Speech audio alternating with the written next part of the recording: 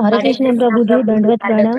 હરે કૃષ્ણ, દંડવત પ્રણામ. બધાનું ખૂબ ખૂબ સ્વાગત છે. આજે લેવલ 3 ની અંદર આપણે ઉપદેશામૃત વર્ષ નંબર 5 આપણે જોઈશું. સો બિફોર ધેટ આપણે ઇસ્કોન મેંગલુરુ શ્રી રાધા ગોવિંદા ટેમ્પલ, બરાબર, એમના બ્લેસિંગ્સ અને આપણી પરંપરાના પણ આપણે બ્લેસિંગ્સ આશીર્વાદ લઈશું અને આપણું આજનું સેશન ચાલુ કરીશું. સો સૌથી પહેલા તો બધાનું ખૂબ ખૂબ સ્વાગત છે અને ધન્યવાદ જોઈન કરવા બદલ. સોનમ કસ્તુરિયા માતાજી, આરતી માતાજી, ધાર્મી માતાજી અને જેમના બધાના જેનો વિડીયો ઓફ છે તે પણ બધાનું ખૂબ ખૂબ. સો વી સ્ટાર્ટ વિથ મંગલાચરણ. હરે કૃષ્ણ પ્રભુજી, જીવેશ્વર પ્રભુ, હરે કૃષ્ણ, દંડવત પ્રણામ. હરે કૃષ્ણ પ્રભુજી, દંડવત પ્રણામ. Thank you so much for joining પ્રભુ. Okay, so will start with મંગલાચરણ. દેખાય છે ને સ્ક્રીન વિઝિબલ? હા પ્રભુજી. ઓકે, સો બ્લેસિંગ્સ લઈશું. ઓમ અજ્ઞાનતિમિરાંધસ્ય જ્ઞાનાંજન શલાકયા ચક્ષુર ઉન્મિલિતમ યેન તસ્મૈ શ્રી ગુરુવે નમઃ. શ્રી ચૈતન્ય મનોભીષ્ટમ સ્થાપિતમ યેન ભૂતલે સ્વયં રૂપ કદા મહ્યં દદાતિ સ્વપદાંતિકમ. વંદેહમ શ્રી ગુરુ શ્રીયુતપદકમલમ શ્રી ગુરુન વૈષ્ણવાંસ્ય શ્રીરૂપમ સાગ્રજાતમ સહગણ રઘુનાથાન્વિતમ તમ સજીવમ સાદ્વૈતમ સાવધૂતમ પરિજન સહિતમ કૃષ્ણ ચૈતન્ય દેવમ શ્રી રાધા કૃષ્ણ પાદાન સહગણ લલિતા શ્રી વિશાખાન્વિતાંસ્ય. હે કૃષ્ણ કરુણા સિંધુ દીનબંધુ જગતપતે ગોપેશ ગોપિકા કાંત રાધાકાંત નમોસ્તુતે. તપ્ત કાંચન ગૌરાંગી રાધે વૃંદાવનેશ્વરી વૃષભાનુસુતે દેવી પ્રણમામી હરિપ્રિયે. વાંછાકલ્પતરુભ્યશ્ચ કૃપા સિંધુભ્ય એવ ચ પતિતાનાં પાવનેભ્યો વૈષ્ણવેભ્યો નમો નમઃ. નમો વિષ્ણુપાદાય કૃષ્ણપ્રેષ્ઠાય ભૂતલે શ્રીમતે ભક્તિવેદાંત સ્વામી ઇતિ નામિને. નમસ્તે સારસ્વતે દેવે ગૌરવાણી પ્રચારિણે નિર્વિશેષ શૂન્યવાદી પાશ્ચાત્ય દેશતારિણે. જય શ્રી કૃષ્ણ ચૈતન્ય પ્રભુ નિત્યાનંદ શ્રી અદ્વૈત ગદાધર શ્રીવાસાદિ ગૌર ભક્ત વૃંદ.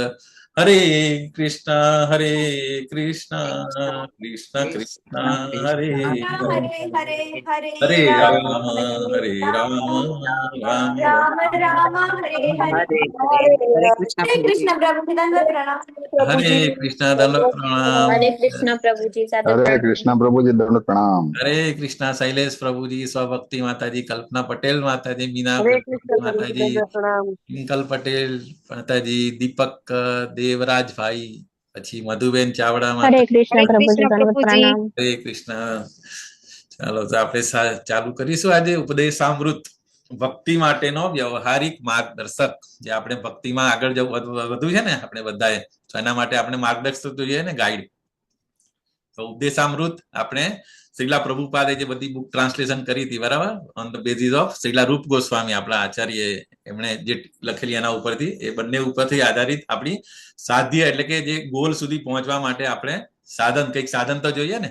સો that સાધન ઇઝ ઉપદેશામૃત. સો આપણા ડીઓટી જે પ્રેક્ટિસિંગ ડીઓટીસ છે એના માટે ખરેખર બહુ જ ઇમ્પોર્ટન્ટ ગાઈડ તરીકે આ બુક ઇમ્પોર્ટન્ટ છે. ભલે નાનકડી બુક છે, 11 શ્લોક છે, પરંતુ બહુ જ ઇમ્પોર્ટન્ટ અને વેરી નાઇસ છે. તો આપણે જોઈએ કઈ રીતે. આનો ઓવરવ્યુ જે છે આપણે આગળ બી જોયેલી હતી, પણ આપણે આજે રિવિઝન થોડું કરીશું, ફટાફટ ક્વિક રિવિઝન, બરાબર. તો આપણે ભક્તિમાં ક્યાંથી શરૂઆત થાય છે? 9 સ્ટેજીસ ઓફ ભક્તિ. કયા કયા 9 સ્ટેજીસ છે શ્રદ્ધાથી લઈને ક્યાં સુધી? બોલો ફટાફટ. આમાં છે જ, આની અંદર લખેલા જ છે બધા. શ્રદ્ધા, સાધુ સંગ, ભજન ક્રિયા. શ્રદ્ધા, સાધુ સંગ, ભજન ક્રિયા, અનર્થ નિવૃત્તિ, નિષ્ઠા, રુચિ, ભાવ, આસક્તિ, ભાવ ને પ્રેમ. હરી બોલ, વેરી નાઇસ.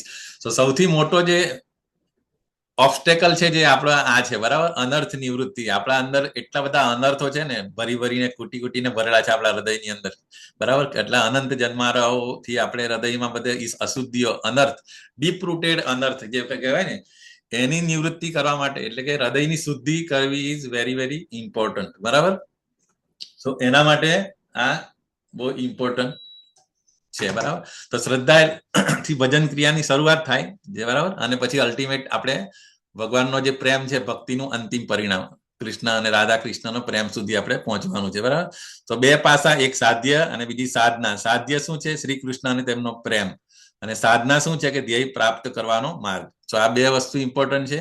તો એના માટે પ્રી રિક્વિઝિટ શું છે? કે આધ્યાત્મિક સફળતા આપણને જોઈતી હોય તો સૌથી પહેલો જે શ્લોક આપણો હતો, બરાબર, ગોદાસમાંથી ગોસ્વામી બનવું, નેક્ટર ઓફ ઇન્સ્ટ્રક્શન નો પહેલો શ્લોક. ઓકે, કોઈને યાદ છે? બોલવાની ઈચ્છા હોય તો બોલી શકે છે. It's good always. વાચો વેગમ. હરે કૃષ્ણ. બોલો બોલો. વાચો વેગમ, મનસ ક્રોધ વેગમ, જીવહા યસ યસ નીતા માતાજી. વાચો વેગમ, મનસા વેગમ, ક્રોધ વેગમ, ઉદરોપસ્થ વેગમ. ભૂલી ગઈ પ્રભુજી. નો પ્રોબ્લેમ. નીતા માતાજી, યસ યુ કેન ટ્રાય. પછી તમને આવડે છે પણ ભૂલી જવાય ક્યારેક.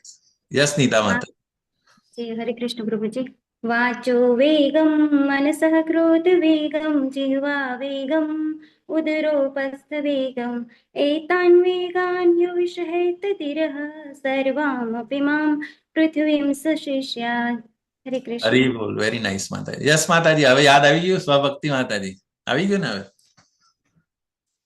વાચો વેગમ, મનસ વેગમ, મનસ ક્રોધ વેગમ, મનસ ક્રોધ વેગમ, જીહ્વા વેગમ, ઉદરોપસ્થ વેગમ એતાન વેગાન યો વિષહેત ધીરઃ. યો વિષહેત ધીરઃ. હરે કૃષ્ણ પ્રભુજી. સર્વાન અપી મામ પૃથ્વીમ સશિષ્યાત.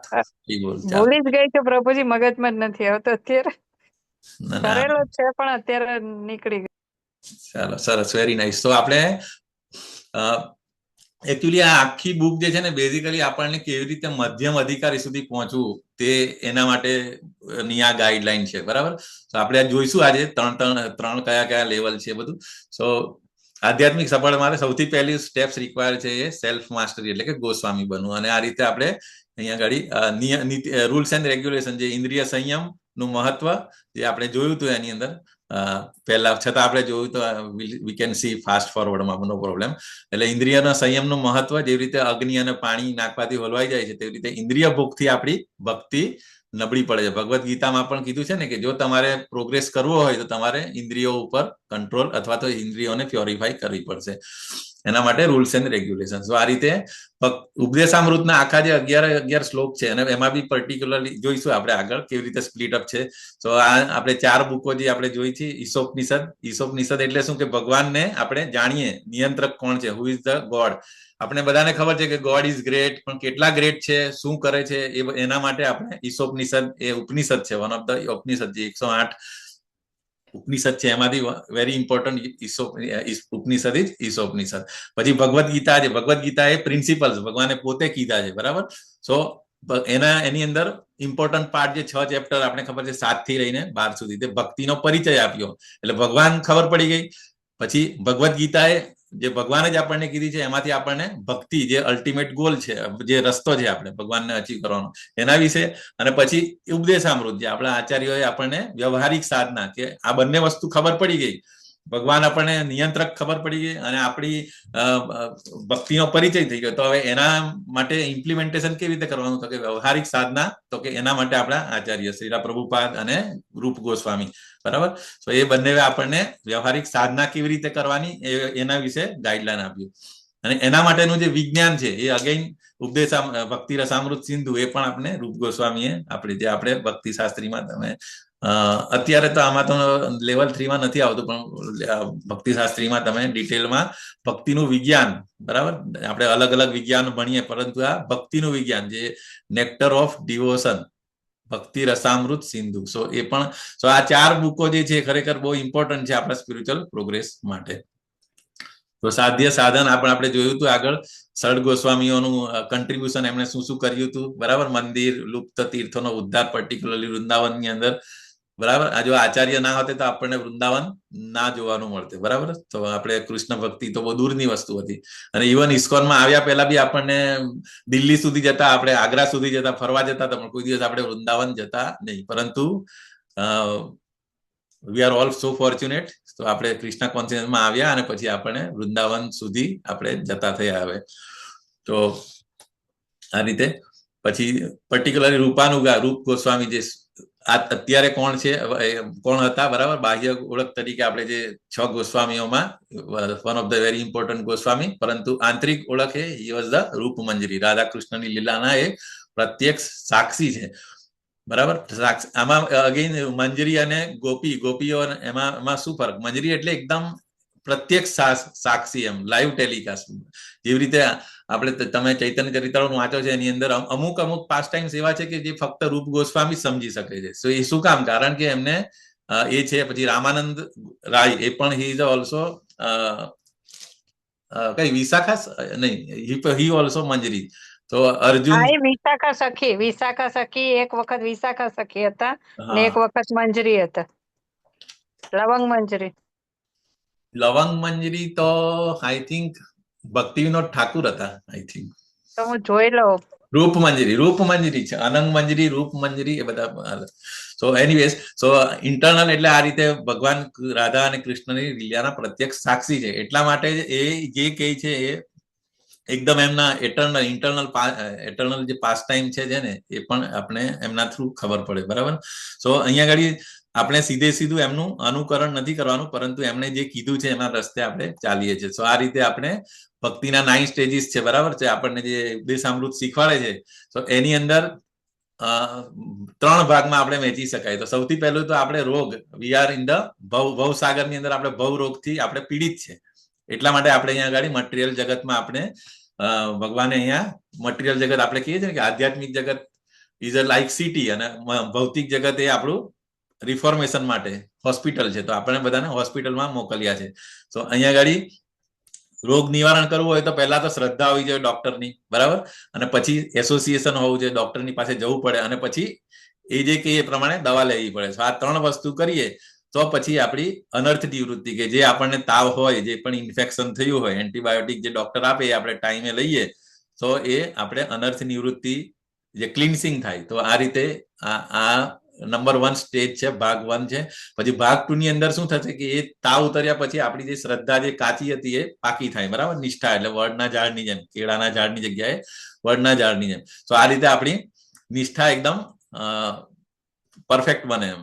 અને પછી આવે ભાવ અને પ્રેમ. સો આ રીતે ભાગ 3 ની અંદર અંતિમ લક્ષ્ય, જે અલ્ટિમેટ ગોલ જે છે, એ ભગવાનનો પ્રેમ આપણે મળી શકે. સો આ રીતે આપણે ભક્તિ આનાથી આગલી, હરે કૃષ્ણ, સોરી ટુ ઇન્ટરપ્ટ. નો આની આગલી, પ્રોબ્લેમ. હા, ભાગ 2 સ્લાઇડ એકવાર કરશો, મારે સ્ક્રીનશોટ લેવો હતો.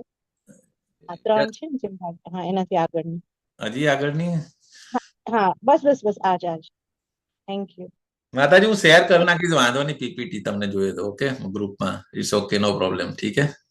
સો આ રીતે આપણે મતલબ ભાવ અને પ્રેમ સુધી પહોંચી શકીએ. બરાબર. તો રૂપ ગોસ્વામી આપણને આ રીતે ઉપદેશામૃતના આ રીતે આપણી જર્ની શરૂઆતથી પહેલા શ્લોકથી લઈને અલ્ટિમેટ 11મો જે શ્લોક જે છે એ પછી ત્યાં સુધી લઈ જાય છે, પ્રેમ સુધી. ઓકે.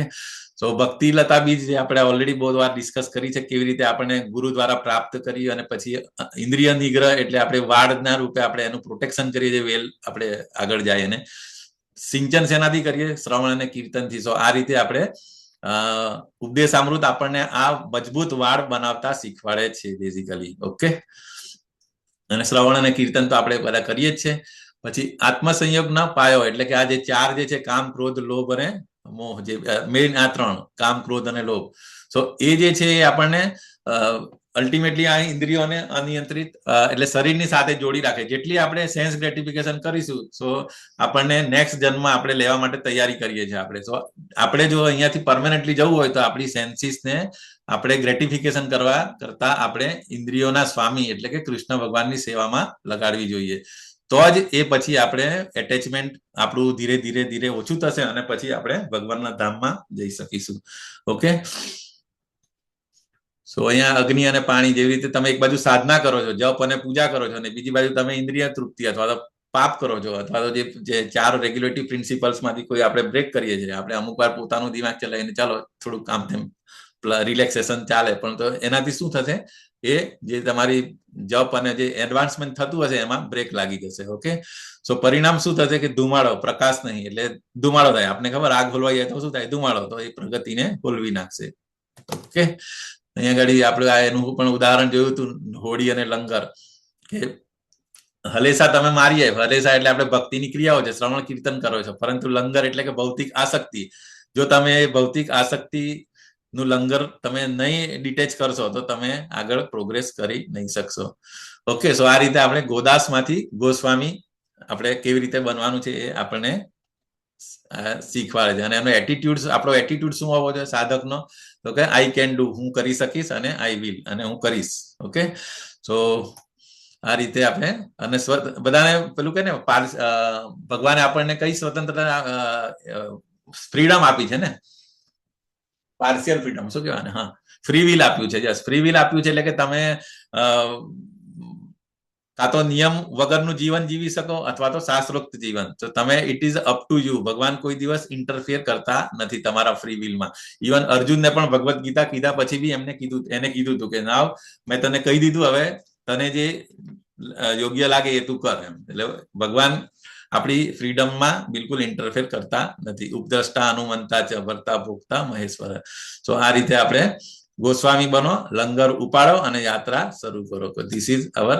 સો આ ઉપદેશામૃત છે ને એ બેઝિકલી 1 થી 7 જે શ્લોક જે છે એ વૈધિ સાધના ભક્તિ. આપણને ખબર ને, સાધના ભક્તિ પછી રાગાનુગા ભક્તિ અને ભાવ ભક્તિ અને પ્રેમ ભક્તિ. તો આપણે ભક્તિને આ રીતે પ્રોગ્રેશન ધીરે ધીરે આ રીતે આપણે ક્લાસિફાઈ કરી શકીએ. તો 1 થી 7 જે શ્લોક છે, આજે આપણે 5મા શ્લોક સુધી પહોંચ્યા છે.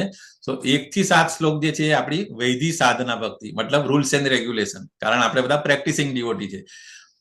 તો એટલું કર્યા પછી તમે 8મા શ્લોકમાં જયારે જશો, એ 8મો શ્લોક એ રાગાનુગા ભક્તિ છે. રાગાનુગા ભક્તિ બેઝિકલી વ્રજવાસીઓમાં જોવા મળે કે જે ઇનહરન્ટ એમને સાધનાની જરૂર નથી. તો એ રાગાનુગા સાધના ભક્તિ, બરાબર. અને પછી 9 થી 11, 9, 10, 11 જે છે એ ભાવ અને પ્રેમ ભક્તિ બતાવે છે. ઓકે, સો આ રીતે ક્લાસિફિકેશન આપણે જોઈએ તો આ શ્લોકો આ રીતે 1 to 7 વૈધિ સાધના ભક્તિ, 8 રાગાનુગા ભક્તિ, અને 9, 10, 11 ભાવ ભક્તિ અને પ્રેમ ભક્તિ.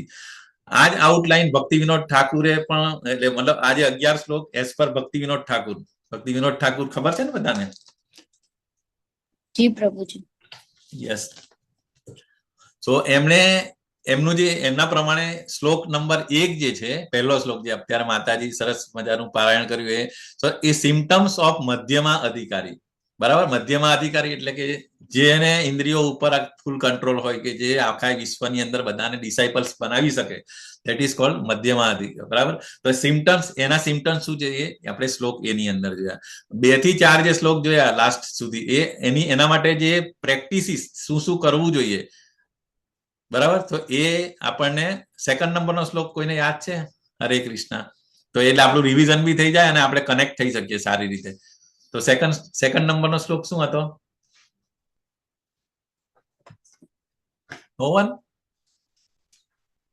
વાંચો વેગમ. પછી શું કરવું અને શું ન કરવું. શું કરવું એટલે કયું? અત્યાહાર, અરે સોરી, શું ન કરવું, પેલા શું ન કરવું એનો હતો, બરાબર. અત્યાહાર પ્રયાસસ્ય નિયમ પ્રજલ્પો નિયમાગ્રહ જનસંગશ્ચ લૌલ્યમ ચ ષડભિ ભક્તિર વિનશ્યતિ. કે ભક્તિને કયા કયા 6 એલિમેન્ટ જે છે એ આપણે બ્રેક લગાવે છે અથવા તો એ વિનાશ કરે છે આપણી ભક્તિનો. સો ધેટ ઇઝ મતલબ ડોન્ટ્સ. પછી આવે છે 3rd શ્લોક જે છે, 3જો શ્લોક યાદ છે કોઈને? ઉત્સાહ નિશ્ચયાત ધૈર્ય. કોઈ હેન્ડ રેઝ નથી કરતું? જોઈને બોલો. કૃષ્ણ પ્રભુજી. ઉત્સાહાત નિશ્ચયાત ધૈર્યાત તત્તત કર્મ પ્રવર્તનાત સંગત્યાગત સતો વૃત્તે ષડભિર્ભક્તિ પ્રસિદ્ધ્યતિ. હરે કૃષ્ણ. હરે કૃષ્ણ. યસ નીતા માતાજી, 2nd અને 3rd બંને બોલો ચાલો, અથવા તો જે તમને યાદ હોય તે બોલો, વાંધો નહીં માતાજી. હા, બીજો અત્યાહારઃ પ્રયાસશ્ચ પ્રજલ્પો નિયમાગ્રહઃ જનસંગશ્ચ લોલ્યશ્ચ ષડ્ભિર્ભક્તિ વિનશ્યતિ. उत्साहान्निश्चयाधैर्यात् तत्कर्म प्रवर्तनात् संगत्यागात् सतो वृत्तेः षड्भिर्भक्ति प्रसिद्ध्यति.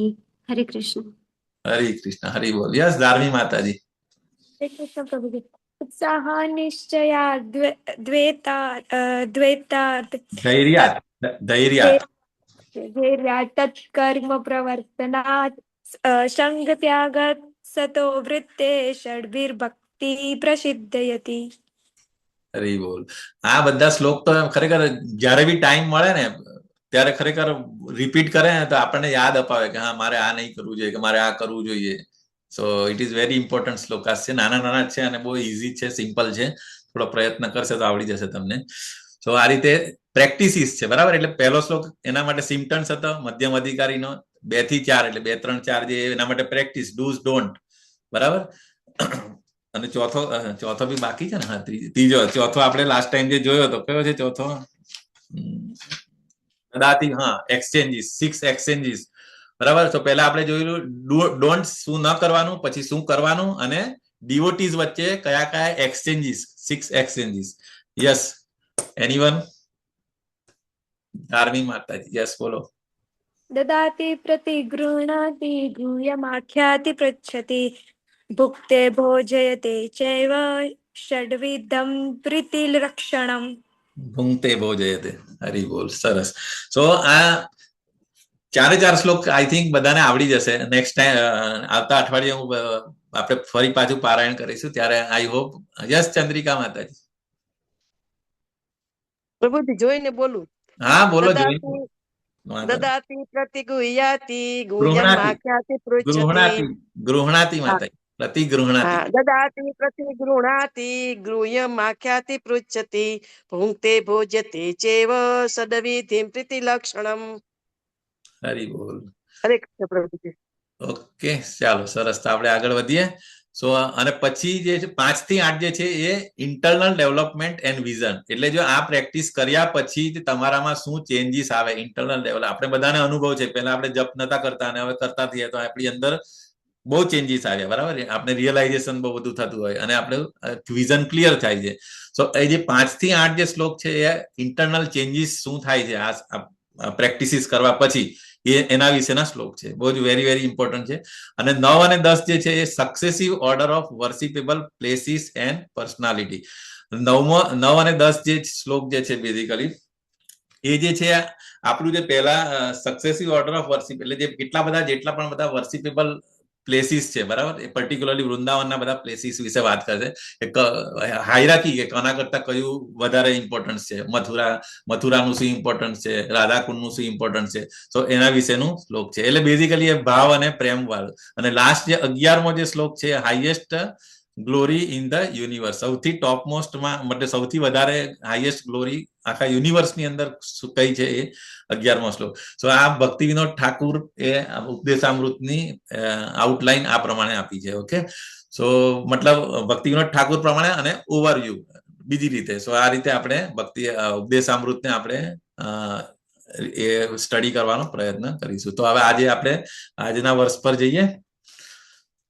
સો આજનો વર્ષ છે નીતા માતાજી, કેન યુ રિસાઇટ? હરે કૃષ્ણ. હા પ્રભુજી, હરે કૃષ્ણ. કૃષ્ણેતિ યસ્ય ગિરિતમ મનસા ત્રિયેત દીક્ષાસ્તિ ચેત પ્રણતિભિશ્ચ ભજन्तમીશम् શુશ્રૂષયા ભજન વિજ્ઞમનન્યમન્ય નિંદાદિશૂન્ય હૃદમીપ્સિત સંગલભ્યા. હરે કૃષ્ણ. હરે કૃષ્ણ માતાજી. બીજા કોઈ પ્રયત્ન કરવા છે કે લેટ મી ટ્રાય?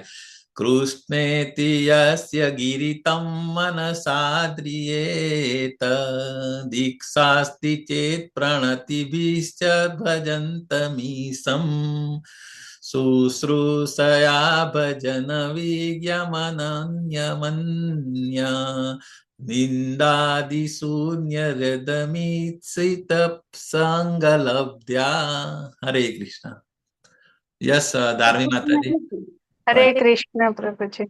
હા યસ પ્રભુજી માતાજી. માતાજી આ પેલું પ્રહલાદ સ્તુતિના રાગમાં એ ગવાય ને તો તમે ગાઓ ને માતાજી.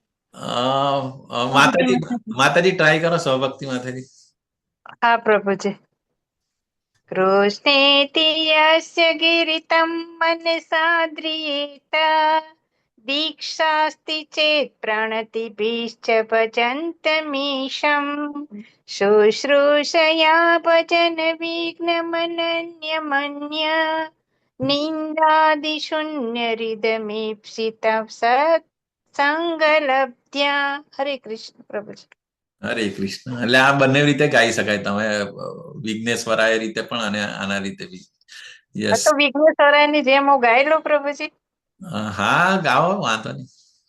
આપણે મોડે કરવાના છે બધા શ્લોક. કૃષ્ણેતિ ગિરિतं मनसा ત્રિયેત દીક્ષાસ્તિ ચેત પ્રણતિભિશ્ચ ભજन्तમીશम् શુશ્રૂષયા ભજન વિઘ્નમનન્યમન્ય નિંદાદિશૂન્ય હૃદમીપ્સિત સંગલબ્ધ્યા. હરે કૃષ્ણ. હરે કૃષ્ણ. યસ, કોઈને ગાવું છે હજુ? એકવાર ગાઈ લો, ચાલો પછી આપણે ડિસ્કસ. હરે કૃષ્ણ પ્રભુજી. હરે કૃષ્ણ.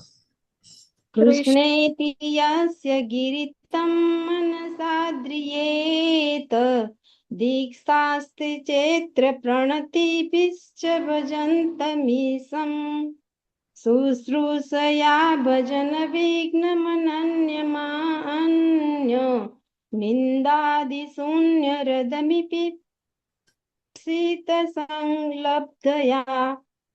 હરે કૃષ્ણ પ્રભુજી. હા, મીરાબામાંથી મેં ચાલુ કર્યું. એ મારા ડોટર ઇન લો છે. હરે કૃષ્ણ. યસ, બીજા કોઈ બાકી? હા પ્રભુજી લઈ લો. હા. यस्य गिरितं मनसाद्रियेत दीक्षास्ति चेत् प्रणतिभिश्वभजन्तमीशम् शुश्रूषया भजन विघ्नमनन्यमन्य निन्दादिशून्यरदमीप्सित संगलब्ध्या. હરે કૃષ્ણ. So આપણે હરે હવે કૃષ્ણ પ્રભુજી લઈ લો. હા ચાલો લઈ લો માતાજી, લઈ લો. કૃષ્ણેતિ યસ્ય ગિરિतं मनसान्द्रियेत दीक्षास्ति चेत् प्रणतिभिश्च भजन्तमीशम् शुश्रूषया भजन विघ्नमनन्य निन्दादिशून्यरदमि ते संलग्ध लब्ध्या. અરે આપણે વર્ડ ટુ વર્ડ મીનિંગ જોઈએ. એક મિનિટ, કોઈ બાકી નથી ને? હવે હું સ્ટોપ. પ્રભુજી હું લઈ લઉં પ્રભુજી. હરે કૃષ્ણ પ્રભુજી હું લઈ લઉં. બુક છે તમારી પાસે કે પાછું શેર કરવું પડશે? લઈ લો. શેર કરવું પડશે, બુક નથી મતલબ પ્રભુજી. ઓકે ચાલો લઈ લો. ચાલો, દેખાય છે સ્ક્રીન? હા દેખાય તો છે પણ આમ બહુ ઝીણા અક્ષર આમ. એક મિનિટ. કરી શકશો તમે. લઈ લો પ્રભુજી લઈ લો. કૃષ્ણેતિ યસ્ય ગિરિतं मनसान्द्रियेत दीक्षास्ति चेत् प्रणतिभिश्च भजन्तमीशम् शुश्रूषया भजन विघ्नमनन्यमन्य निन्दादिशून्य हृदिमीप्सित संगलब्ध्या. નિંદાદિશૂન્ય હૃદમ મિપ્સિત સંગલબ્ધ્યા. આ રીતે એ આપણે વર્ડ ટુ વર્ડ મીનિંગ જોઈશું તો એક્ઝેક્ટ ક્લિયર થશે. Okay, don't worry. એ થોડું. હરે કૃષ્ણ. હરે કૃષ્ણ. હવે આપણે થોડી બુક વાંચી લઈએ પછી ડિસ્કસ કરીશું. ક્યાં ગયું?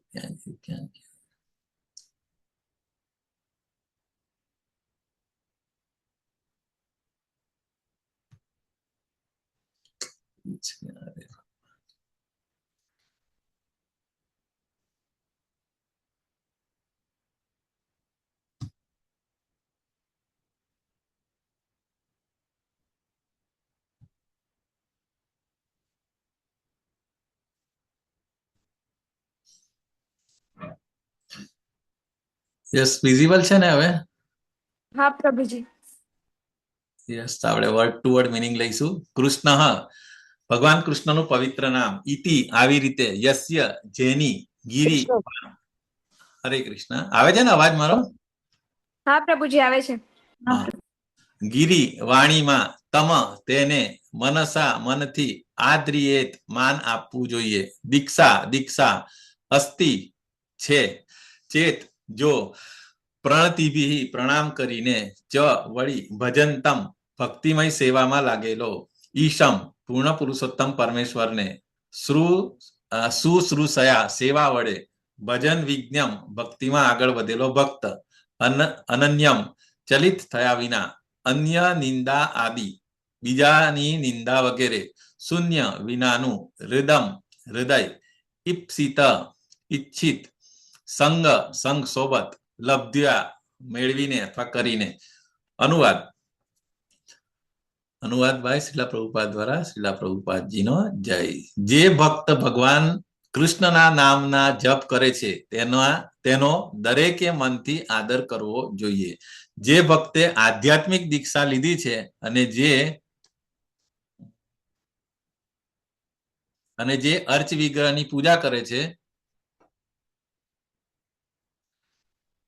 કરે છે તેને નમ્રતાપૂર્વક પ્રણામ કરવા જોઈએ. અને જે પવિત્ર ભક્ત અનન્ય ભક્તિમાં આગળ વધેલો છે અને જેનું હૃદય બીજાઓની નિંદા કરવાની ભાવનાથી તદ્દન મુક્ત છે તેવા ભક્તોનો સંગ કરવો જોઈએ અને નિષ્ઠાપૂર્વક તેની સેવા કરવી જોઈએ. યસ, ભાવાર્થ કોણ વાંચશે? હા, હેન્ડ રેઝ કરજો. થોડા લાંબો છે તો બધાને એક એક પેજ અથવા એક એક પેરેગ્રાફ આપવામાં આવશે. ઓકે, સો આપણે પહેલા રીડ કરીશું. યસ, સિક્વન્સ પ્રમાણે માતાજી નામ અનમ્યુટ કરજો. I can not see. એક મિનિટ. ઓકે, સો સૌથી પહેલા કોણ વાંચશે? Let me. ઓકે, ચાલો ધાર્મી માતાજી વાંચો પહેલા. ઓકે પ્રભુજી. ભાર શિલા પ્રભુપાદની જય. આગળના શ્લોકમાં જણાવેલી 6 પ્રકારની પ્રેમભરી આપલે કરવા માટે દરેકે વિવેકપૂર્વક યોગ્ય માણસો પસંદ કરવા જોઈએ. શ્રી રૂપ ગોસ્વામી સલાહ આપે છે કે આપણે વૈષ્ણવોને તેમના વિશિષ્ટ મોભા પ્રમાણે યોગ્ય રીતે મળવું જોઈએ. આ શ્લોકમાં કનિષ્ઠ અધિકારી, મધ્યમ અધિકારી અને ઉત્તમ અધિકારી એવા 3 પ્રકારના ભક્તો સાથે આપણે કેવી રીતે વર્તવું તે તેઓ સમજાવે છે. કનિષ્ઠ અધિકારી એ એવો નવો ભક્ત છે કે જેને સદગુરુ તરફથી હરિનામની દીક્ષા મળી છે અને જે કૃષ્ણના પવિત્ર નામનો જપ કરવાનો પ્રયત્ન કરે છે. માણસે પોતાના મનમાં આવી વ્યક્તિને કનિષ્ઠ વૈષ્ણવ તરીકે માન આપવું જોઈએ. મધ્યમ અધિકારીને સદગુરુએ આધ્યાત્મિક દીક્ષા આપી હોય છે અને ભગવાનની પ્રેમભરી આધ્યાત્મિક સેવામાં તે પૂરેપૂરો તન્મય થઈ ગયેલો હોય છે. મધ્યમ અધિકારીને ભક્તિ માર્ગમાં અડધે રસ્તે રહેલો ભક્ત ગણવો જોઈએ. ઉત્તમ અધિકારી કે સર્વોપરી ભક્ત ભક્તિમાં ખૂબ જ ઉન્નત હોય છે. ઉત્તમ અધિકારીને બીજાની નિંદા કરવામાં રસ નથી હોતો. તેનું હૃદય સંપૂર્ણ શુદ્ધ હોય છે અને તેણે કૃષ્ણ ભાવનામાં સિદ્ધ અવસ્થા પ્રાપ્ત કરી હોય છે. શ્રી રૂપ ગોસ્વામીના મતે આવા મહાભાગવત કે પૂર્ણ વૈષ્ણવનો સંગ અને સેવા ખૂબ જ ઈચ્છનીય છે. હરે કૃષ્ણ માતાજી. સો અહીંયા આગળ બેઝિકલી બધા જે ડિવોટીસને 3 કેટેગરીમાં ક્લાસિફિકેશન કર્યા છે. એક કનિષ્ઠ વૈષ્ણવ, મધ્યમ વૈષ્ણવ અને ઉત્તમ અધિકારી. બરાબર? કનિષ્ઠ અધિકારી, મધ્યમ અધિકારી અને ઉત્તમ અધિકારી. સો કનિષ્ઠ અધિકારી એટલે શું કે ભાઈ જેને હરિનામ દીક્ષા મળી છે અથવા તો એવું પણ કહે છે કે એક વાર પણ મતલબ જેને કૃષ્ણનું નામ લે છે તે પણ એને પણ આપણે મનથી, તો એને એના સાથે ડીલિંગ કેવી રીતે કરવું જોઈએ? તો એને મનથી આપણે માન આપવું જોઈએ. એટલે એવું નહીં વિચારવું છે કે હું 16 માળા કરું છું કે હું 64 માળા કરું છું, આ તો અત્યારે 1 માળા કરે છે તો બટ સ્ટીલ એ ભગવાનનું નામ લેવાનું ચાલુ કર્યું છે એટલે આપણે એને મનથી પણ માન આપવું જોઈએ. બરાબર? એટલે રિસ્પેક્ટ આપવું જોઈએ. પછી મધ્યમ અધિકારી એટલે કે જેણે આધ્યાત્મિક દીક્ષા લીધી હોય છે. બરાબર? આધ્યાત્મિક દીક્ષા અને પછી ભગવાનની પ્રેમભરી આધ્યાત્મિક સેવામાં એટલે કે અર્ચ વિગ્રહની સેવા આ તે બધું, તો એને શું કરવું? પ્રણામ કરવો જોઈએ. બરાબર? તો એ મિડલ. અને પછી જે ઉત્તમ અધિકારી જે છે એ બેઝિકલી એને બિલકુલ બીજાની નિંદામાં રસ રહેતો નથી અને એનું હૃદય સંપૂર્ણ શુદ્ધ હોય છે. એટલે ઉત્તમ અધિકારી એટલે બેઝિકલી જે ભગવદ્ ગીતામાં જે શ્લોક કીધો છે ને, સુની પેલો બ્રાહ્મણ ગવિ હસ્તીની, દરેકની અંદર ભગવાન જોઈએ અને કોઈની અંદર એ કોઈની નિંદા ના કરે અને કોઈનો દોષ પણ જોઈ નહીં. બધાની અંદર ભગવાન એટલે એમ જ માને કે બીજા બધા એલિવેટેડ છે એક્સેપ્ટ હિમ. બરાબર? સો ધેટ ઇઝ કોલ્ડ ઉત્તમ અધિકારી. બરાબર? ક્લિયર? આમાં કોઈ કન્ફ્યુઝન હોય તો કે પૂછજો. ઓકે, યસ માતાજી, આગળ પણ પ્રભુજી, હા. આમાં દા- દાખલા તરીકે કહો ને, આપણે જે હરિનામ દીક્ષા લીધી છે અત્યારે જે લોકો એ બધા એને ક્યાં અધિકારી કહેવાય? કનિષ્ઠ કહેવાય, મધ્યમ કહેવાય કે ઉત્તમ કહેવાય? માતાજી આપણે બધા કનિષ્ઠ જ અત્યારે કહેવાય. ઇવન એટલે જે હરિનામ, જે સેકન્ડ ઇનિશિએશન બ્રાહ્મણ ઇનિશિએશન લઈને, બરાબર, હમ. સો એ પછી હું ભગવાનની સેવા બી કરી શકે. આપણે તો ફક્ત હરિનામ બોલીએ છીએ, હરિનામ સેવા. પરંતુ જેને આધ્યાત્મિક દીક્ષા જે હોય ને, અને પછી એ અહીંયા લખ્યું છે ને કે ભગવાનની પ્રેમ ભરી આધ્યાત્મિક સેવામાં તે પૂરેપૂરો તન્મય, એટલે ફૂલ ટાઈમ. આપણા તો કેવું ખાલી સવારે 2 કલાક માળા કરી પછી આપણે આપણા કામમાં લાગી ગઈએ. જયારે અહીંયા ગાડી આધ્યાત્મિક સેવા એટલે બેઝિકલી 24/7, બરાબર, જે અમુક લોકો ટેમ્પલમાં રહીને સેવા કરતા હોય છે ને આખો દિવસ, એ રીતે. અને સેકન્ડ ઇનિશિએશન એટલે ભગવાનની અર્ચ વિગ્રહની સેવા, બધું જ, મતલબ સવારથી લઈને રાત સુધી ભગવાન. ઓકે, દેટ ઇઝ મધ્યમ અધિકારી. અને ઉત્તમ અધિકારી એટલે પ્રભુપાદ છે, આપણા મહારાજ છે, ગુરુ મહારાજ, એ બધા ઉત્તમ અધિકારી, કે એમના દર્શન થી લોકો ડિવોટી થઈ જતા હોય છે. દેટ ઇઝ કોલ્ડ ઉત્તમ અધિકારી. ઓકે, સો આપણે બધા ખરેખર કનિષ્ઠમાં જ આવીએ માતાજી હજી. ઓકે, પ્રભુજી, અમે લોકો તો દીક્ષા બી નથી લીધી, તો અમે લોકો તો એમાં બી ના આવીએ ને. ના, પણ અહીંયા કીધું છે ને કે ભગવાનનું એકવાર પણ નામ લઈને, એટલે એવું જરૂરી નથી કે હરિનામ દીક્ષા અને બીજું હોલી નેમ લેવા માટે, હરે કૃષ્ણ મહામંત્ર બોલવા માટે તમારે દીક્ષા ઇઝ નોટ કમ્પલસરી, એ પણ છે. પરંતુ તમે ભગવાનનું નામ લો છો, સો યુ હેવ ટુ, એટલે અહીંયા કીધું છે એ પ્રમાણે બધાને મનમાં રિસ્પેક્ટ આપવો જોઈએ એમને, કે નહીં, આ at least he is on the right path. એટલે આજે ભલે શરૂઆત કરી તો કાલે એ ઇનિશિએશન બી લેશે, શેલ્ટર લેશે. સો એટલા માટે એને માન આપવું જોઈએ. અને પ્રભુપાદ તો કહે છે ને કે ઇવન કોઈ અનનોવિંગલી અથવા તો મસ્તી મજાકમાં પણ ભગવાનનું નામ લે, તેના પણ એ ત્યારથી બી એ હોલીને એનું કામ કરવાનું શરૂ કરે છે. તો આ તો તમે તો ઇન્ટેન્સલી એક જગ્યાએ બેસીને 16 માળા કરવાનો પ્રયત્ન કરે છે. ભલે તમે દીક્ષા નથી લીધી, you are always respectable. Okay માતાજી, જે પેલા કે ને હરામ બોલે ને મુસ્લિમ લોકો અમુક, હરામ એ તો હમારે લીએ હરામ હે, તો હરામ ને પણ ભગવાન એટલા મર્સીફુલ છે કે એ એમ માને છે કે નહીં, આ મારું નામ લે છે, હે રામ, એ રીતે. ઓકે, તો તમે તો પર્પઝફુલી ભગવાનને યાદ કરે છે. ઓકે, સો આગળ જઈશું. યસ, કોણ? સોનમ માતાજી, નેક્સ્ટ પેરેગ્રાફ. યસ માતાજી, એની કન્ફ્યુઝન, ડાઉટ? ના પ્રભુજી, રેઝ વાંચવા માટે રેઝ કર્યો તો હેન્ડ.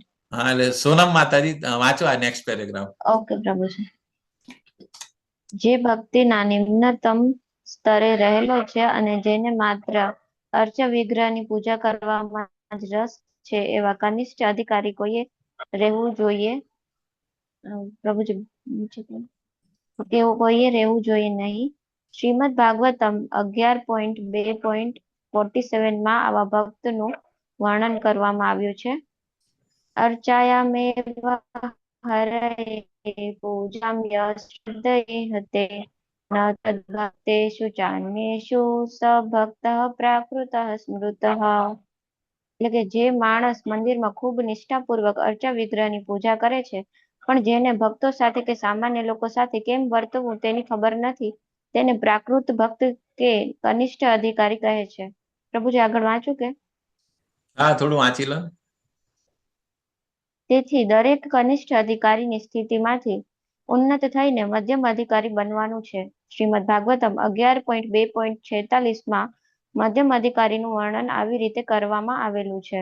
યસ, એક મિનિટ માતાજી. તો અહીંયા ગાડી જે કનિષ્ઠ અધિકારી કોને કહેવાય કે જે ફક્ત ભગવાનને જ એની પૂજા કરે, એને રિસ્પેક્ટ આપે, પરંતુ એને ભગવાનના ભક્તો કે એને કે સામાન્ય લોકો સાથે કેવી રીતે બિહેવ કરવું એને ખબર નથી. અને એટલા માટે આજનો જે વર્ષ છે ને બહુ ઇમ્પોર્ટન્ટ છે, કે આપણને પેલી વસ્તુ તો ખબર કેવી રીતે પડે કે આ કનિષ્ઠ અધિકારી છે કે મધ્યમ અધિકારી છે કે ઉત્તમ અધિકારી છે, બરાબર, કે એમનો યુનિફોર્મ નથી હોતો, કે એવું જરૂર નથી કે સંન્યાસી છે એટલે એ ઉત્તમ અધિકારી છે, કે મતલબ ઇવન અમુક વાર એકદમ સિમ્પલ વ્યક્તિ લાગતા હોય પણ હી મે બી ધ ઉત્તમ અધિકારી, બરાબર. સો એટલે બાહ્ય દેખાવ ઉપરથી તમે જજ નહીં કરી શકો. ઓકે, સો એટલા માટે આપણને પહેલા ખબર હોવી જોઈએ કે એ કઈ કેટેગરીમાં આવે છે. અને મેઇન વસ્તુ, જો તમે એને મિસબિહેવ કરો તો એ અગેઇન વૈષ્ણવ અપરાધ થાય. તમે ઇવન કનિષ્ઠ અધિકારીને પણ ઓફેન્સ કરો, એનું તમે અપરાધ કરો એનો, તો તમારી ભક્તિમાં ઇમિડિયેટ બ્રેક લાગે.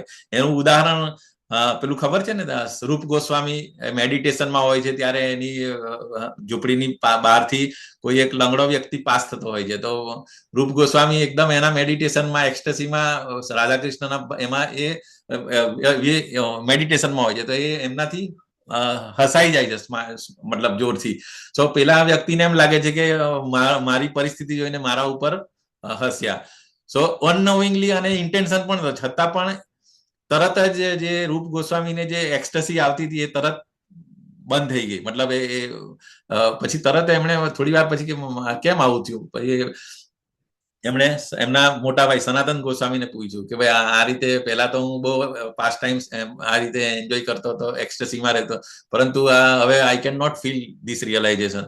તો પછી એમણે કીધું કે નહીં, તારાથી કઈ તો બી ઓફેન્સ થયો છે. તો કે નહીં, મને તો મારા તો ધ્યાનમાં એવું કઈ છે નથી કે મેં કઈનો અપરાધ કર્યો નથી. તો પછી તો ખબર કેવી રીતે પડે કે મેં કોનો અપરાધ કર્યો? તો એમણે પછી રૂપ ગોસ્વામી કીધું okay, you have to arrange the feast, તમે એક ભોજન સમારંભ એરેન્જ કરો અને બધાને બોલાવો. અને જો પછી એમણે રૂપ ગોસ્વામી એ રીતે કર્યું અને પછી બધાને બોલાવ્યા, તો એક વ્યક્તિ એમના ઇન્વિટેશનમાં નહીં આવ્યો. ત્યારે એટલે એમને ખબર પડી કે this is the person who I offended. તો પછી રૂપ ગોસ્વામી એની પાસે જઈને માફી માંગે છે અને પછી કે ભાઈ મારાથી અનનોવિંગલી કે નોવિંગલી કઈ ઓફેન્સ થયો હશે તો તમે મને માફ કરો. અને પછી અગેઇન એમને રિયલાઇઝેશન દેખાવાનું ચાલુ થયું. ઓકે, સો આ રીતે મતલબ કોઈનો પણ ઓફેન્સ કરવો, અને એમાં બી પર્ટિક્યુલરલી ભક્ત જે બી ભલે કનિષ્ઠ અધિકારી હોય તો પણ, so it is very very important. So મધ્યમ અધિકારી, ઉત્તમ અધિકારી તો એમનાથી તો બહુ જ તો ઇમ્પોર્ટન્ટ, પણ કનિષ્ઠ અધિકારીનો પણ આપણે અપરાધ નહીં કરવો જોઈએ. ઓકે, યસ યસ માતાજી. આગળ કોણ વારો છે? ચંદ્રિકા માતાજી. હરે કૃષ્ણ પ્રભુજી. ઈશ્વરે તદધીને ઈશ્વરે તદધીનેષુ બાલિશેષુ દિતસસુચ પ્રેમ મૈત્રી કૃપોપેક્ષા યહ કરોતિ સ મધ્યમઃ. મધ્યમ અધિકારી એવો ભક્ત છે જે પૂર્ણ પુરુષોત્તમ પરમેશ્વરને પ્રેમના શ્રેષ્ઠ પાત્ર તરીકે ભજે છે, ભગવાનના ભક્તો સાથે મૈત્રી કરે છે, અજ્ઞાનીઓ તરફ દયાળુ છે, અને જે સ્વભાવે અદેખા છે દૂર રહે છે. યોગ્ય રીત ભક્તિ વધારવાનો આ રસ્તો છે. તેથી આ શ્લોકમાં શ્રી રૂપ ગોસ્વામીએ વિવિધ ભક્તો સાથે કેવી રીતે વર્તવું તેની આપણને શિખામણ આપી છે. વ્યવહારિક અનુભવમાંથી આપણે જોઈ શકીએ છીએ કે વૈષ્ણવના જુદા જુદા પ્રકાર છે. પ્રાકૃતિક સહજિયાઓ સામાન્ય રીતે હરે કૃષ્ણ મહામંત્રનો જપ કરે છે, છતાં તેઓ સ્ત્રીઓ, ધન અને નશામાં આસક્ત રહે છે. આવા લોકો ભગવાનનું નામ જપે તો પણ તેઓ યોગ્ય રીતે શુદ્ધ થયેલા નથી. આવા લોકોને